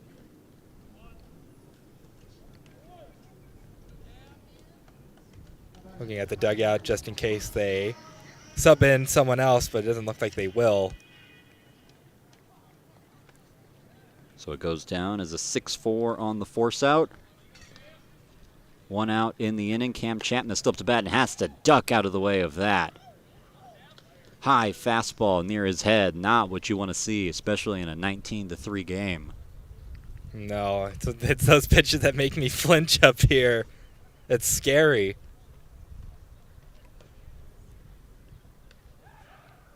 The 1-0. And Lustina dives back safely. Millsap feeling it necessary to check on him. These types of games, creating opportunities for guys that don't get to see the field often, trying to show their coaches what they can do. They can do all of the right things, executing in those situations. Controlling the run game, a part of that is another pitch, high and inside, and this one gets him on the shoulder. So Champness takes his free pass, and he heads to first base, 2 aboard with 1 down. And Millsap has had some control issues the entire appearance he's made. Just a little unfortunate that it is kind of riding high and in on Cam Champness. Caleb Woodward hitting here in the 4th inning. He's come up to bat in every single inning. Takes a pitch away, ball 1. He's worked 2 walks, also has a home run and a double.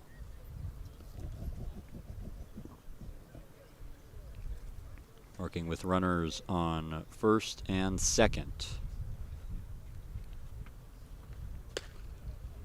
Pitch high and finds the zone. Strike 1. No call. I know the Tigers are tabbed by the coaches in that SCAC preseason poll to win the SCAC again. I think this is a good start for the campaign. Definitely good to go 3-0.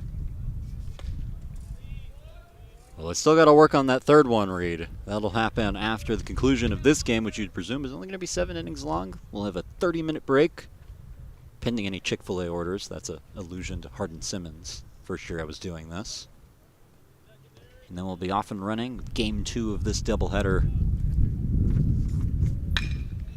Woodward grounds that sharply to Woodhouse. Throw to second in time. Throw to first. Not going to get Woodward. Flying down the first base line. Whoever Champness nabbed at second, they get one of the lead runners 2 down in the inning. Yeah, I'm sure the Tigers are looking at this series, wanting to come out of it 3-0. They received first place votes. Concordia did as well. And then McMurray, who totaled, they ended up being picked to finish 6th, but they got a first place vote. They definitely got off to a hot start. Pitch misses in and low to Max Milligan. Milligan has worked 2 walks, also has a double today. My understanding is that Concordia beat McMurray last night, 7-2. Good win for Concordia, who is projected to finish towards the top of the SCAC. Concordia and McMurray, the 2 main new teams that you look at and think could make an impact on the SCAC standings. Fastball finds the zone, 1-1. But it's nice to have some new competitive teams in the SCAC.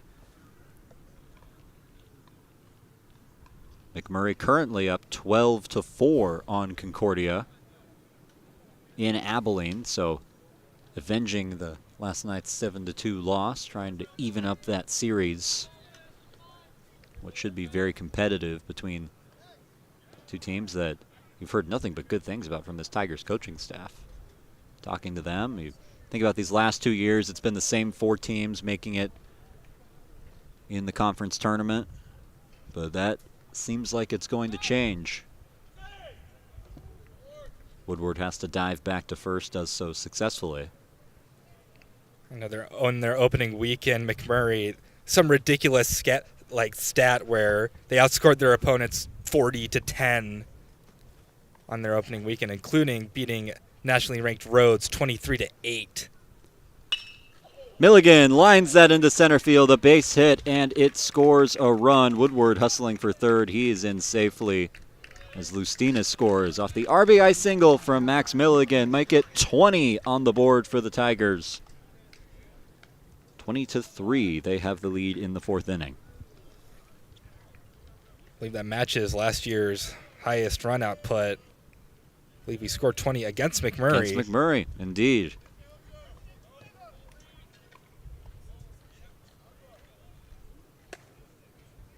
Nick Jones in the batter's box takes strike 1. 2 down. Runners on 1st and 2nd. Woodward and Milligan. Check that 3rd and 1st. Woodward and Milligan respectfully.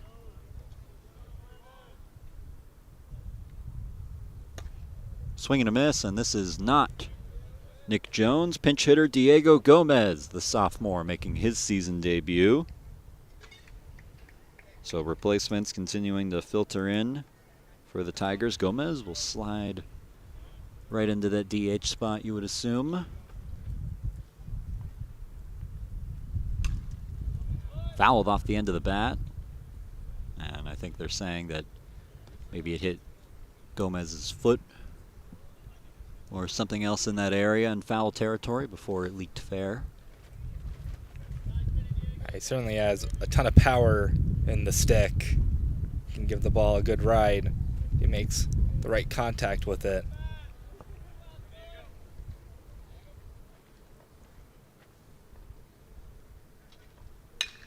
Gomez lines it into left field. An RBI single for Diego Gomez as Woodward scores to make it 21-3 Trinity.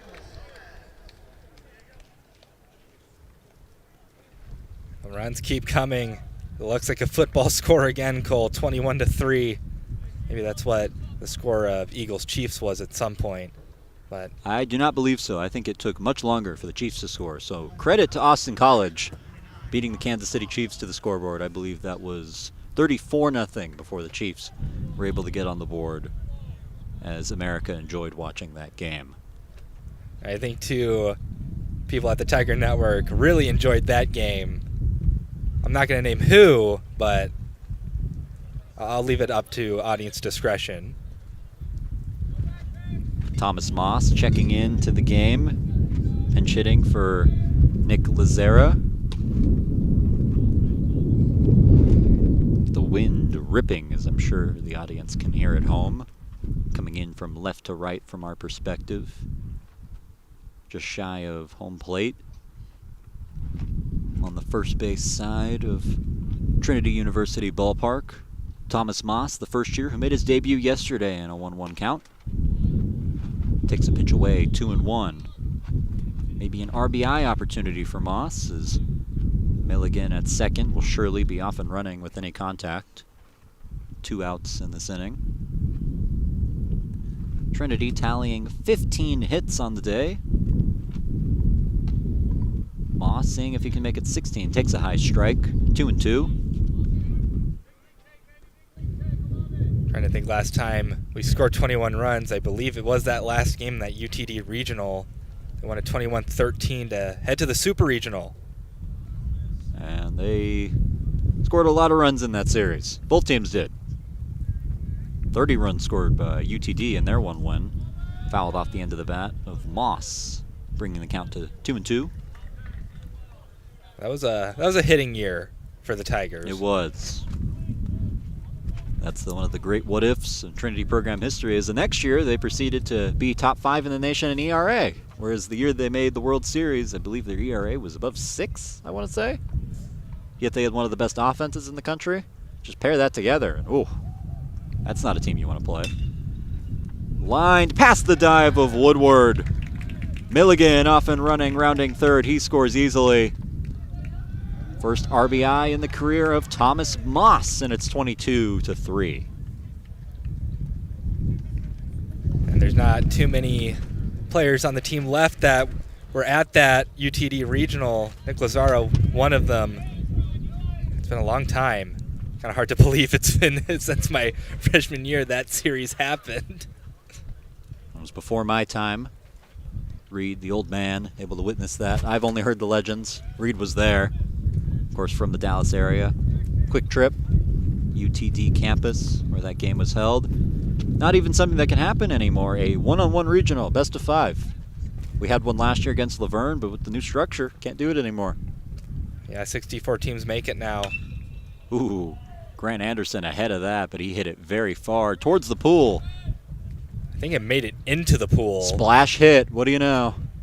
Covey Cove out there.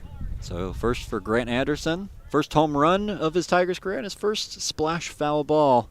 Hopefully nobody surprised over there. They have a very, very high netting out there to prevent that from happening, but sometimes a ball finds a way. Grant Anderson wants 2 RBI that he didn't get because of the error from last time. Ball that ate up shortstop Isaac Villa. Anderson does not get credit for the runs that scored on that play. Trying to get him back, and maybe one for himself as well. Pitch high makes it 2-2. 22-3 now. At this point, I'm not sure the last time we scored 22 runs. That's a ridiculous amount. Lots of runs and still more baseball to play after this one. Anderson lines it into the gap in left center. It falls and rolls all the way to the wall. One of his RBIs coming in, and Gomez. Round from third comes Thomas Moss. 2 more runs. There are his 2 RBI that he did not get on his previous at-bat. Grant Anderson, a 2 RBI double. Chalk it up 24-3. Another football score. Yeah, this is incredible. I mean, 6 RBI in one game it's already ridiculous. Now also, I think 1 step away from the cycle as well. He is doing very well for himself. So now Brandon Nelson getting taken out of this game. Will Baker enters. Got his first hit of his Tigers career last night, making his 2nd appearance. Pitch inside, strike 1 from Millsap, who has kind of taken the role of a pitcher who just has to eat innings. A Matthew Mackey role, if you will, from that UTD regional. Trinity scored 5 runs in this inning. This is hit to right, and you can count it up. It's 6. Grant Anderson hustles in from second. He scores an RBI single for Will Baker. And the runs start coming, and they don't stop coming. Coach Baker's brother, also in that UTD regional. We talk about pitchers eating up innings. Yeah, Mackey. I was there to witness that. He did his job, though, and sometimes as a pitcher, that's just what you have to do. Go out there, give your coach some solid innings so we can get to the next game. So now Evan Kuhl up to bat. Swing and a miss, strike 1. Kuhl, who pinch ran for McDonald in this inning, meaning we have gone 1 time through the order again. Ground ball, softly tapped, bare hand throw in time, and the inning is over, but not before 5 more runs come across to score. 25-3. Trinity extends their lead over Austin College.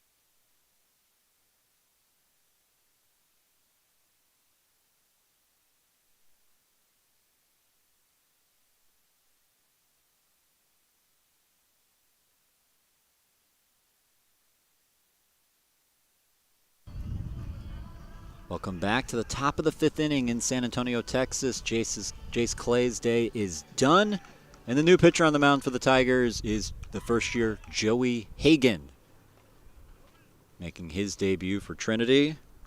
So he'll face the right fielder, Desmond Squalls. Takes ball 1. Hagan from San Clemente, California, first year, but he doesn't look like it. He's 6'7". I've seen him around practice, and when you look at him, he does not look like a first year. This is hit sky high. And the catch is made by the shortstop Chapness, going all the way to where new second baseman Cal Coney was standing to make that play. Yeah, the wind, because it is blowing, those pop-ups become slightly more precarious, but you just got to be able to track it down. And yeah, maybe we need a pitcher over in Calgar Gym for basketball. Fit right in. Jack Wilhelm still in the game as the designated hitter, facing Hagen for the first time today. Takes ball 2. Wilhelm 0 for 1, grounded out in the first. He's also worked a walk in this game. Pitch away. 3-0. It's good to see another first-year arm throwing for the Tigers. And there's ball 4. So the second walk worked by Jack Wilhelm. Now time to figure out what the defensive replacements are. Grant Anderson remains at third base. Cam Chapness still at shortstop. Cal Coney in at second. Will Baker, Jack Baker's younger brother, in at first base.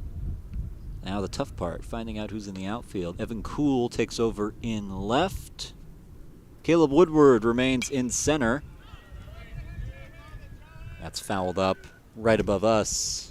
1, 2, 3, 4, 5, 6. Well, a little bit of a dribble at the end, but I think that's just because of a lip in the Bell Center roof. So I don't know if we count that or not.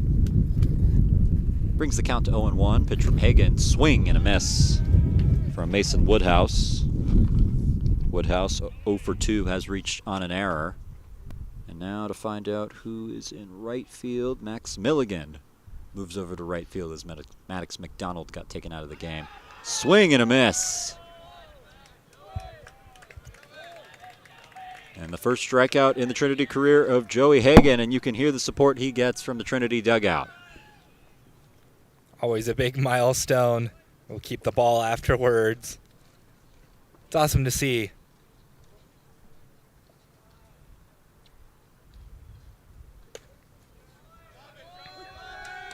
Take strike 1. Scott Hosmer remaining in the game, the third baseman for Austin College. 2 down in this inning.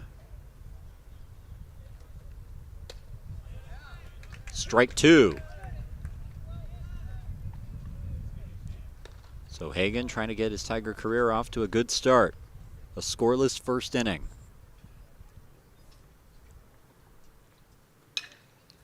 Lined opposite field, and the diving catch is not made by Milligan. He has to go back and get it. Able to throw it into Coney before a run scores, but Hosmer takes advantage and slides into second. It's a 2-out double for the third baseman. Yeah, that was just kind of an awkward situation for Milligan to be in. Not far enough for a full layout dive, not close enough to go up and catch it standing. Those catches at the knees are the most difficult out there. Had to go with kind of a half-sliding scoop type of thing, and that was unlikely. Would have been a tough play as the catcher Greg Smith stands in for his third plate appearance of the day. 1 for 2, flew out to left. Also has a base hit. Ground ball softly to Coney. Throw in time, and it ends the inning. A scoreless frame from Joey Hagen in his Tiger debut. We'll head to the bottom of the 5th after this. And Reed, I believe you have to go call some basketball games. Good luck to you, and good luck to the Trinity Tigers, both the men's and the women's team, as they take on Southwestern. And I will forgive you if you leave this game and want to go tune into that somewhat. Mostly. We'll be back for the bottom of the 5th on Tiger Network.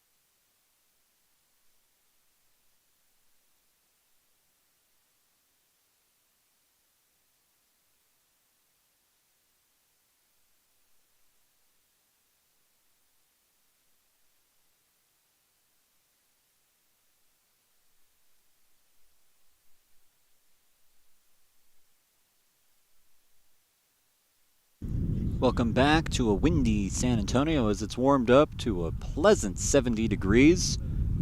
First pitch in to Cal Coney, making his first plate appearance of the day. He's good for ball one. New pitcher on for Austin College, Kager Van Stavern. Made 9 appearances last season, 9 innings pitched, ERA of 6, 1 inning pitched against UMHB. His only other appearance of this season, no hits, no earned runs allowed. As he comes in to face Coney. Pitch high, 2-0. The wind kicking up a notch.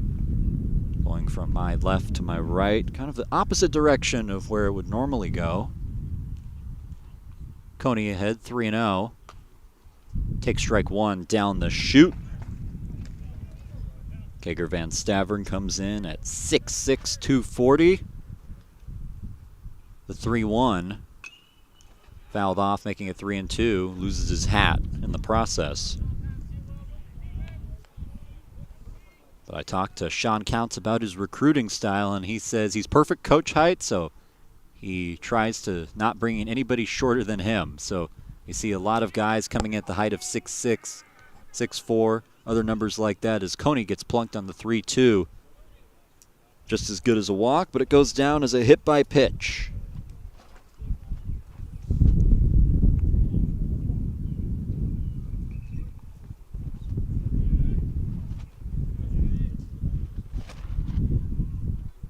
And it looks like a pinch hitter in for Cam Champness, who's going to get the rest of the day off. Finished the last inning defensively. First pitch is away, as this is Tyler Ramage, the senior from Odessa, Texas. Check that, this is Jack Spence. I was looking at the wrong roster. Jack Spence, the first year from Corpus Christi. That makes more sense. He gets hit by the pitch. And a free pass to first base, back-to-back hit by pitch.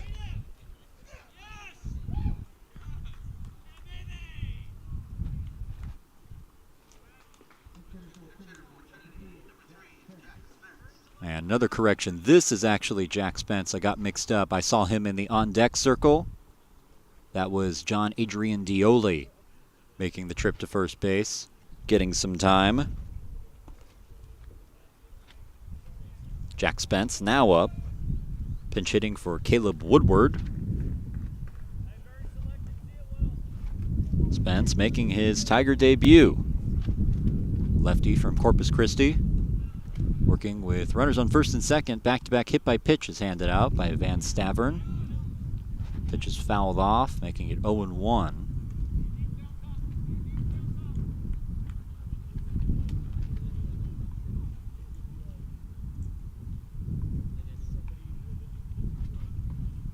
As they used 17 position players in last night's game, I feel like they're getting close to topping that in this one. Pitch away. And it's 1-1 to Spence. Spence, very unusual to be wearing a coveted number such as number 3. Normally, upperclassmen would get a number like that, but the first year able to get number 3. Good for him. Pitch inside, 2-1.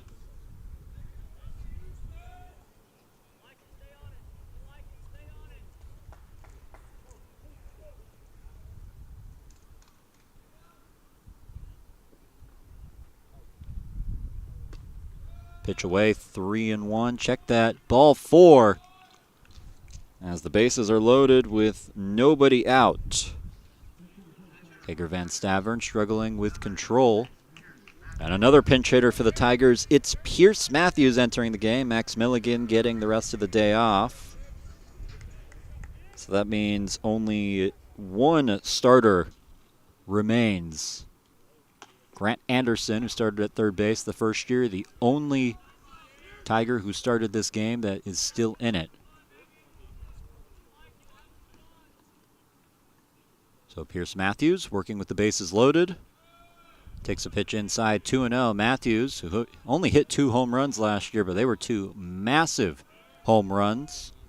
A 3-run homer in the comeback effort against Babson in the second game of the year. Strike called, 3-1. And a grand slam and another comeback effort against the University of Whitewater, Wisconsin. This is hit sky high, dead center. Toms is under it. He makes the catch, tagging from third, and scoring is Calcone. It'll go down as a sac fly for Pierce Matthews. 26-3. The Tigers extend their lead.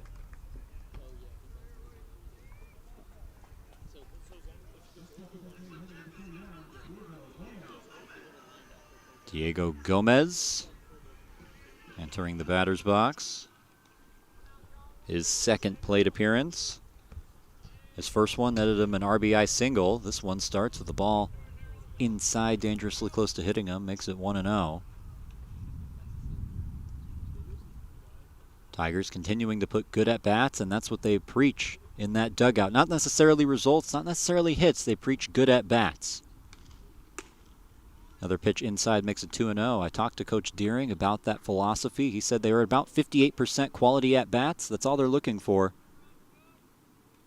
Do you battle? Do you do the right things? They really preach top half contact. They say hard ground balls win. It's a philosophy that they have. High ball makes it 3-0.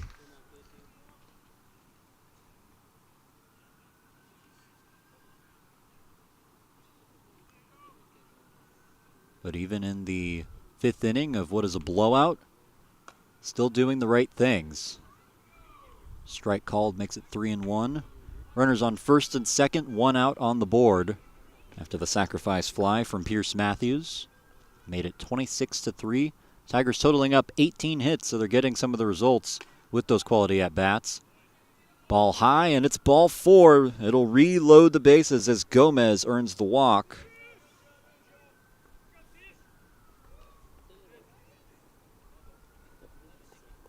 And another pinch hitter in for Trinity. Thomas Moss getting taken out of the game. He was in to catch for a little bit. Now it's Matthias Riding making his first at-bat dangerously inside. Looked like a slider that missed. Riding almost had to spin completely out of the way of that pitch. As Kager Van Stavern struggling with command so far in this appearance. The 1-0. High, ball two. There is some action in the Trinity bullpen, and difficult to see what's going on in the Austin College bullpen, but it looks like there's somebody up there as well.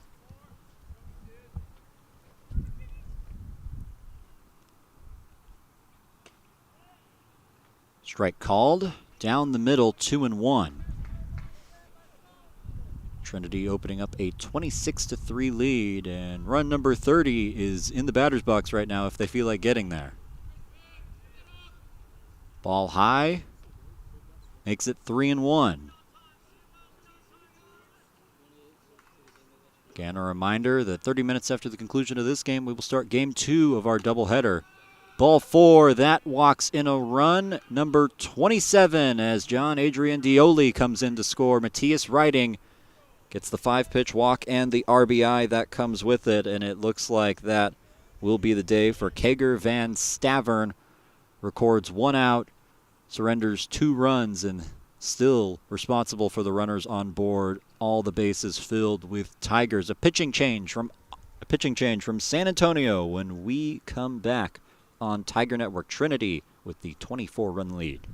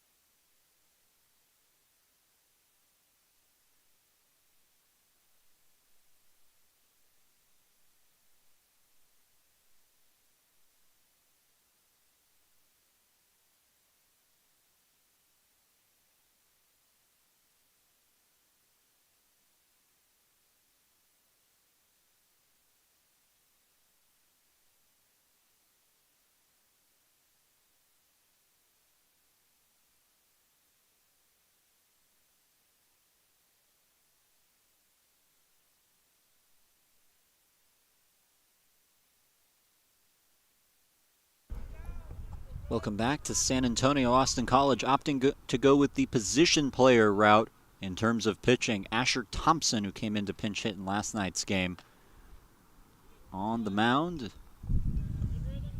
As he faces what seems to be another pinch hitter for Trinity. Facing a 1-0 count. Now 2-0. Check that 1-1.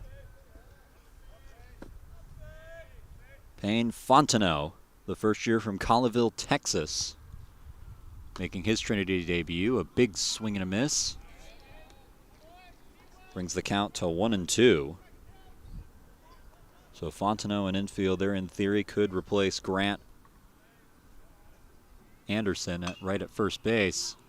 Popped up, and the catch made by Ramirez. The throw to second in time, and a double play. The alert play at shortstop by Villa. Able to make the catch, see that Gomez was too far off the bag, and throw in time to get the out. So the double play that Austin College needed to end this inning. However, 2 runs score for Trinity. It's 27-3 as we head to the top of the 6th in San Antonio.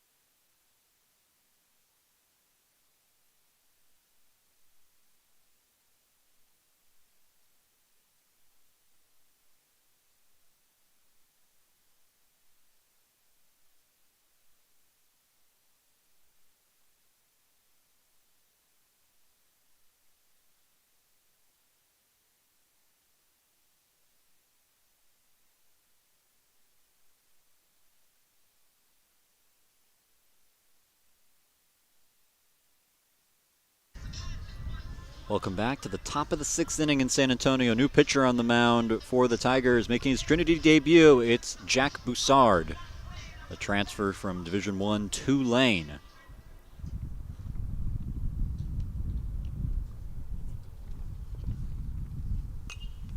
First pitch, fouled off, strike 1.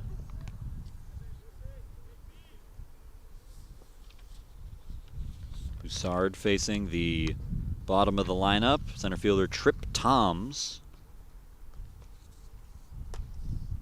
Toms in his 3rd appearance, 1 for 2, a strikeout and a base hit, as we're now in the 6th inning. Also some defensive changes for Trinity. Pitch lands, a breaking ball, it's 1-2. The new center fielder for Trinity is Jack Spence. Pierce Matthews takes over in right field. Pitch misses from Boussard, 2-2.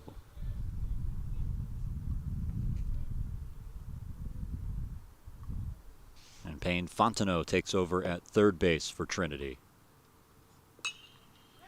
Lined, looping liner, and it falls in between Coney and Matthews, a base hit given up. Trip Toms has a 2-hit day.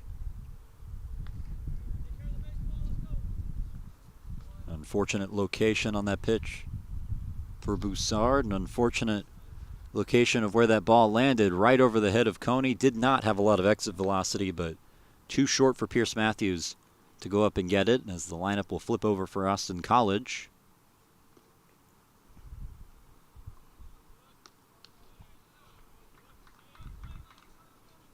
Isaac Villa takes ball 1.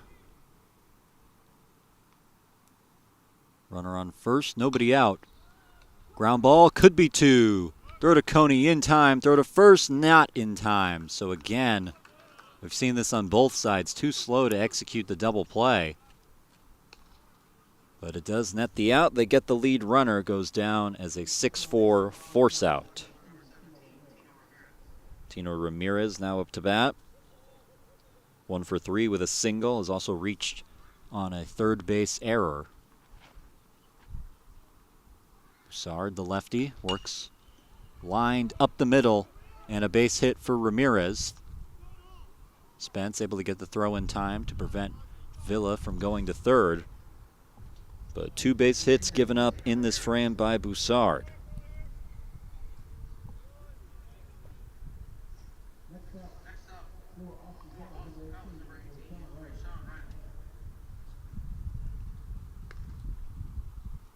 Rayshawn Riley, the first baseman up, working with runners on first and second.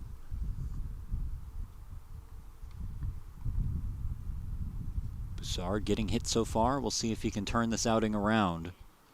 Slider misses ball 1. It was catcher Matthias Riding. He's been in the catch for the last several frames.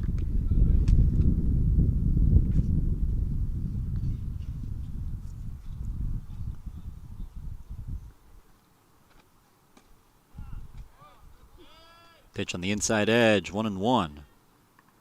But obviously today, very, very good day for the Trinity Tigers, who are up 27-3. Dave Smith going to come out and talk to Jack Broussard. There is some action in the Tiger pen. We'll see if this is a chat or a change.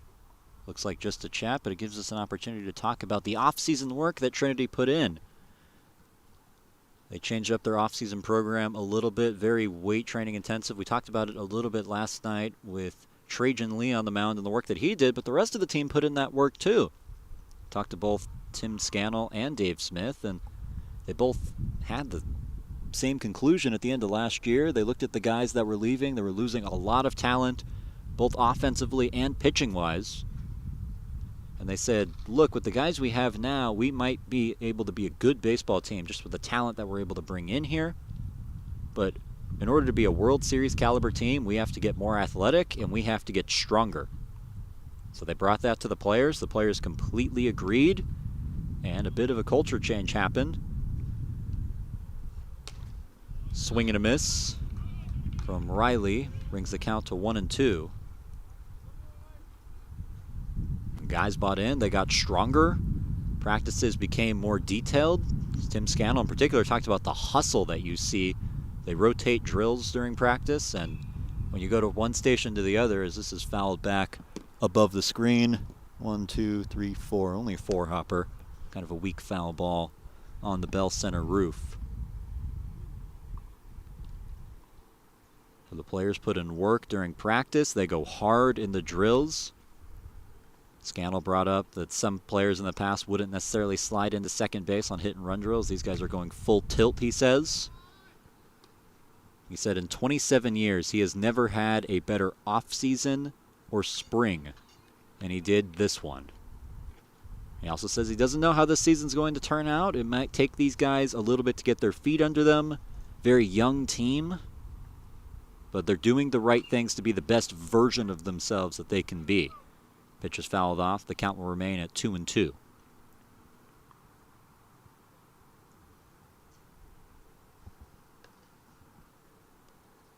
Trinity now up 27-3. Reed Rosales has gone into CalGuard Gym to call Trinity women's basketball, who will get things started against Southwestern before the men go and play Southwestern.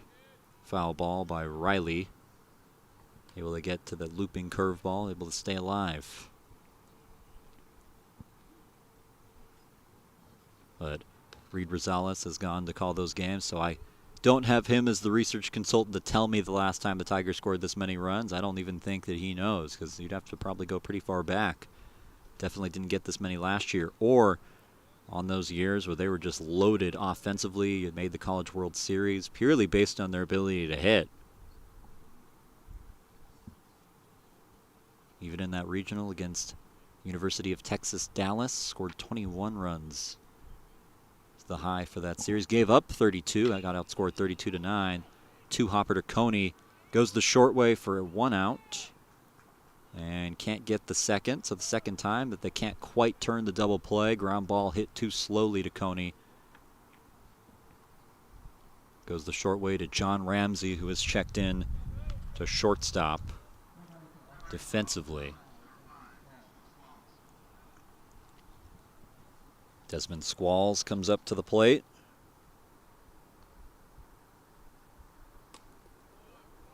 Squalls 1 for 3 today. He's flown out twice. Also had a wall ball double that literally hit the top of the wall.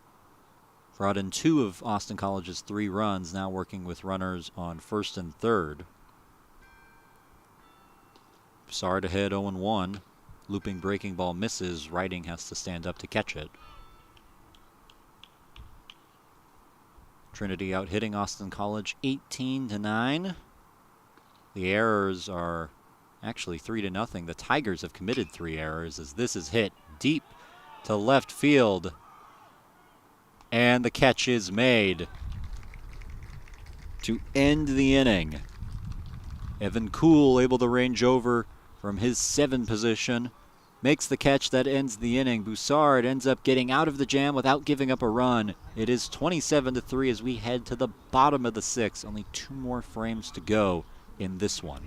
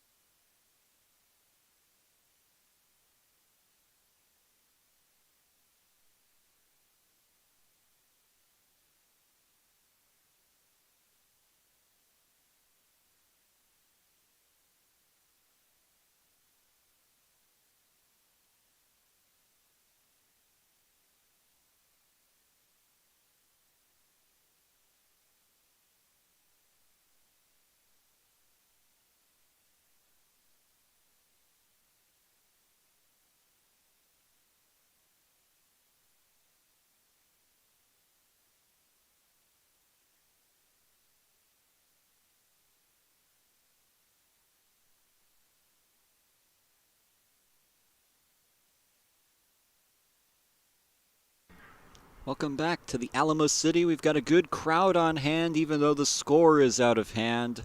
Similar to last night's opening day crowd, though they're enjoying much nicer weather. Asher Thompson still on the mound for Austin College. He was able to limit the damage in his inning of relief as he'll face Will Baker. Take strike 1. Baker 1 for 1 in today's game. Has a single. Has a hit in every single game he's played as a Trinity Tiger. 2 for 2. Fouled off in the screen. And it's 0-2. Thompson trying to bring this one home. Presumably the last time Austin College will have to pitch in this game. Breaking ball lands high above the zone, 1-2. I have it on good authority that the last time the Tigers scored 26 runs was against Austin College in 2018. Baker gets a piece of that and stays alive. From our SID, Garrett Landon. They won 26-4 in 2018 against the Roos. Of course, they've since beaten that. It's now 27-3. Baker grounds that one sharply to Woodhouse at second. And the scoop made by Riley at first to secure the first out of the inning. So that'll be scored as a 4-3 ground out. Of course, a big shout out to all of our SIDs. Justin Parker, Garrett Landon, also Peyton. They all work very hard to make sure that we have the numbers to support what we're saying.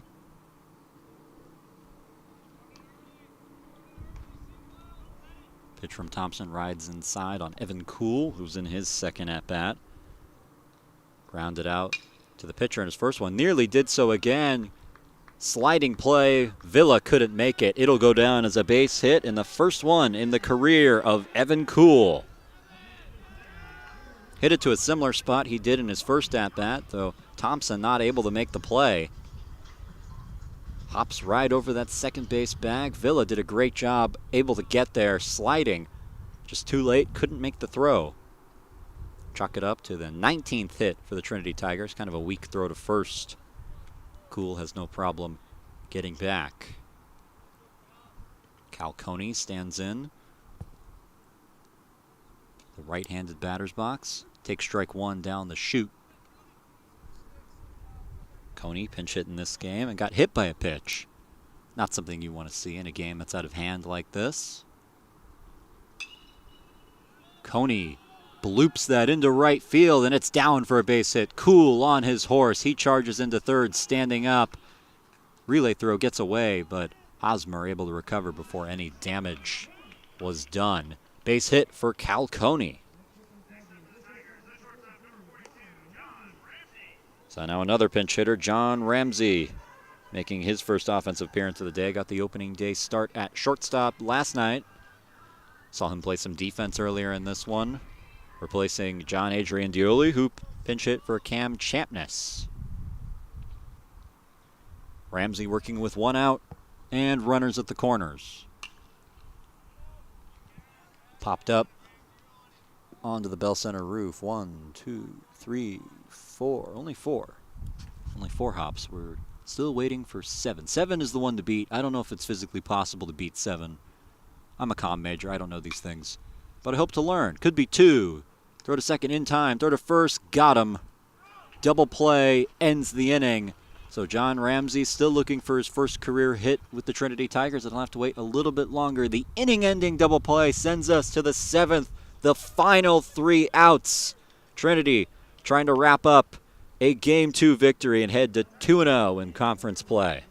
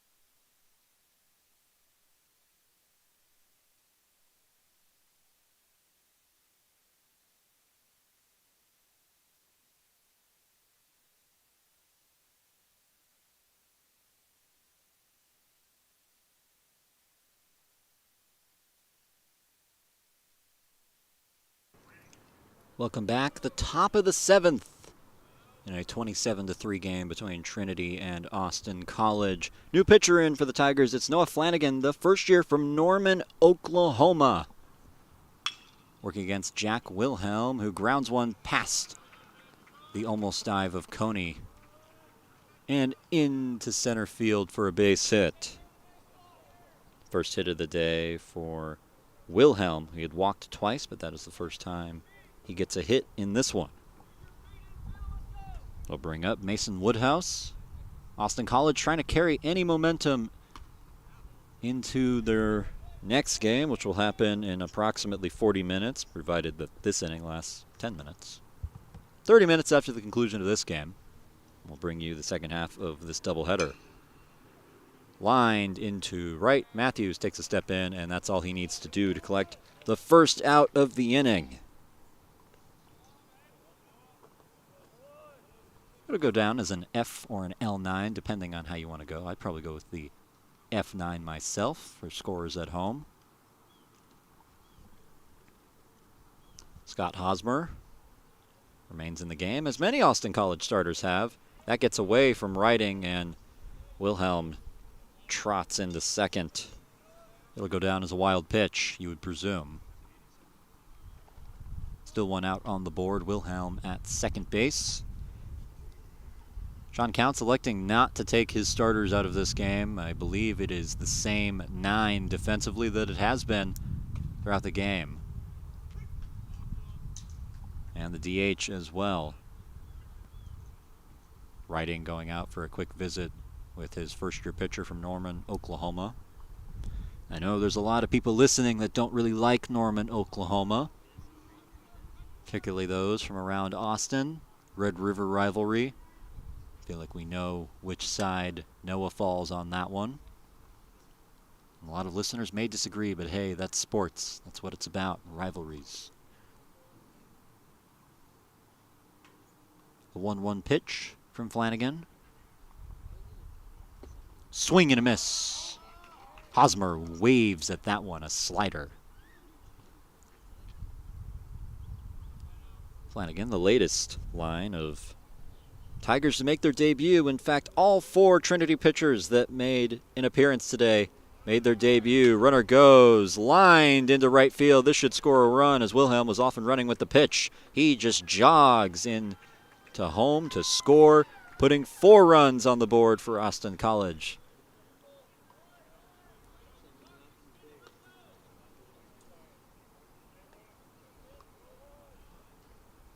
So Flanagan surrenders the first run of his Tigers career. It is an RBI single for Scott Hosmer in a 2-strike count. Able to battle back. Greg Smith still in the game. He's caught this whole entire game. You'd presume, because it's a doubleheader, that go back to Caden Steegen, who started on opening night for Game 2, and then we'll see if the Tigers change anything up at catcher.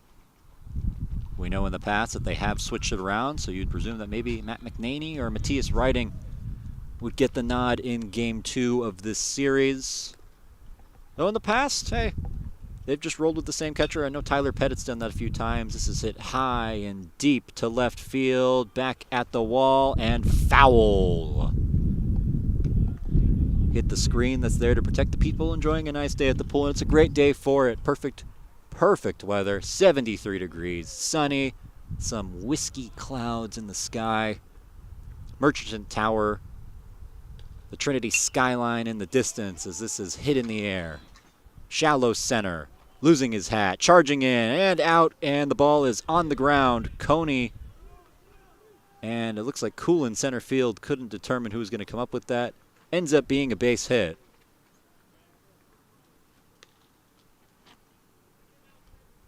Looks like Evan Cool has moved from left field to center field, as there were some issues in communication as to who would get that ball.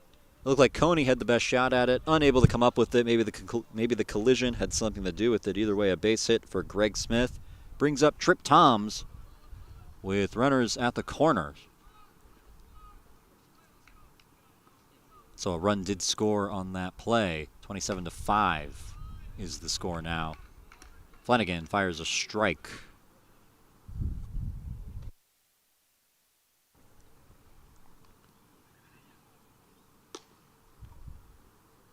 Ball inside, 1-1.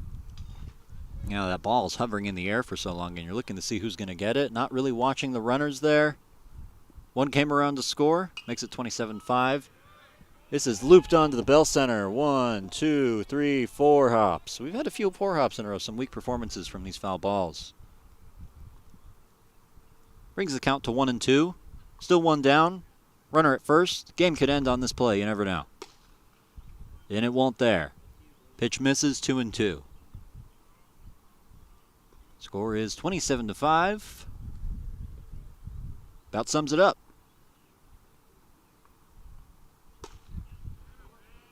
Got him, strike 3.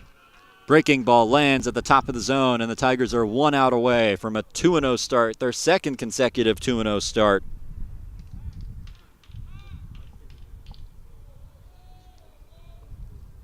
Of course, this gives us a quick opportunity to flash back to exactly 1 year ago when the Tigers came back against the Babson College Beavers, who came in to town, got off to a 9-run lead. It was 14-5 in the bottom of the 8th, but the Tigers came storming back, and it was a grand slam by Christian Holloway that gave Trinity the lead 1 year ago, second game of the season.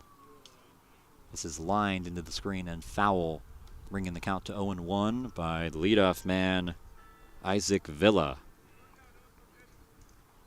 Villa already with 1 base hit. 1 for 3 today. He's also walked and struck out. Pitch away. 1-1. Murchison Tower ringing in the distance, signaling it's 3:45 p.m. Meaning we might get this game started, game 2, at approximately 5:15. This is ripped into the air, but hooking foul, and it is, into the Tiger bullpen, where there is action. Meaning that the leash will not be too long for Noah Flanagan to try and end this game. Trying to end it at 27-5. We've confirmed that this is already a record for the most runs scored for a Trinity team since 2018, potentially beyond that. Swing and a miss. Strike 3. Villa strikes out. Flanagan ends the game as the Tigers win 27-5. Brings their record to 2-0 overall and 2-0 in conference play as they clinch a series victory against the Austin College Kangaroos, bringing their overall record against Austin College to 52-4. They'll try to make it 53-4 in about half an hour. We hope to see you all there. Game 3 between Austin College and Trinity. Tigers going for the sweep. Austin College trying to avoid it. We'll see what happens in about 30 minutes. But that's it from us in Game 2. Tigers win 27-5, 2-0 on the season. For everybody in the control room that made this game possible, for my partner Reed Rosales, who was here for about 7 innings. Check that, not 7, more like 4.5. I keep forgetting this game only went 7 innings. And for Josh Michigemba, who puts this all together, our executive producer and boss at Tiger Network. I'm Cole Isaacson saying so long from beautiful San Antonio. We hope you stick around for 30 more minutes for the start of Game 3.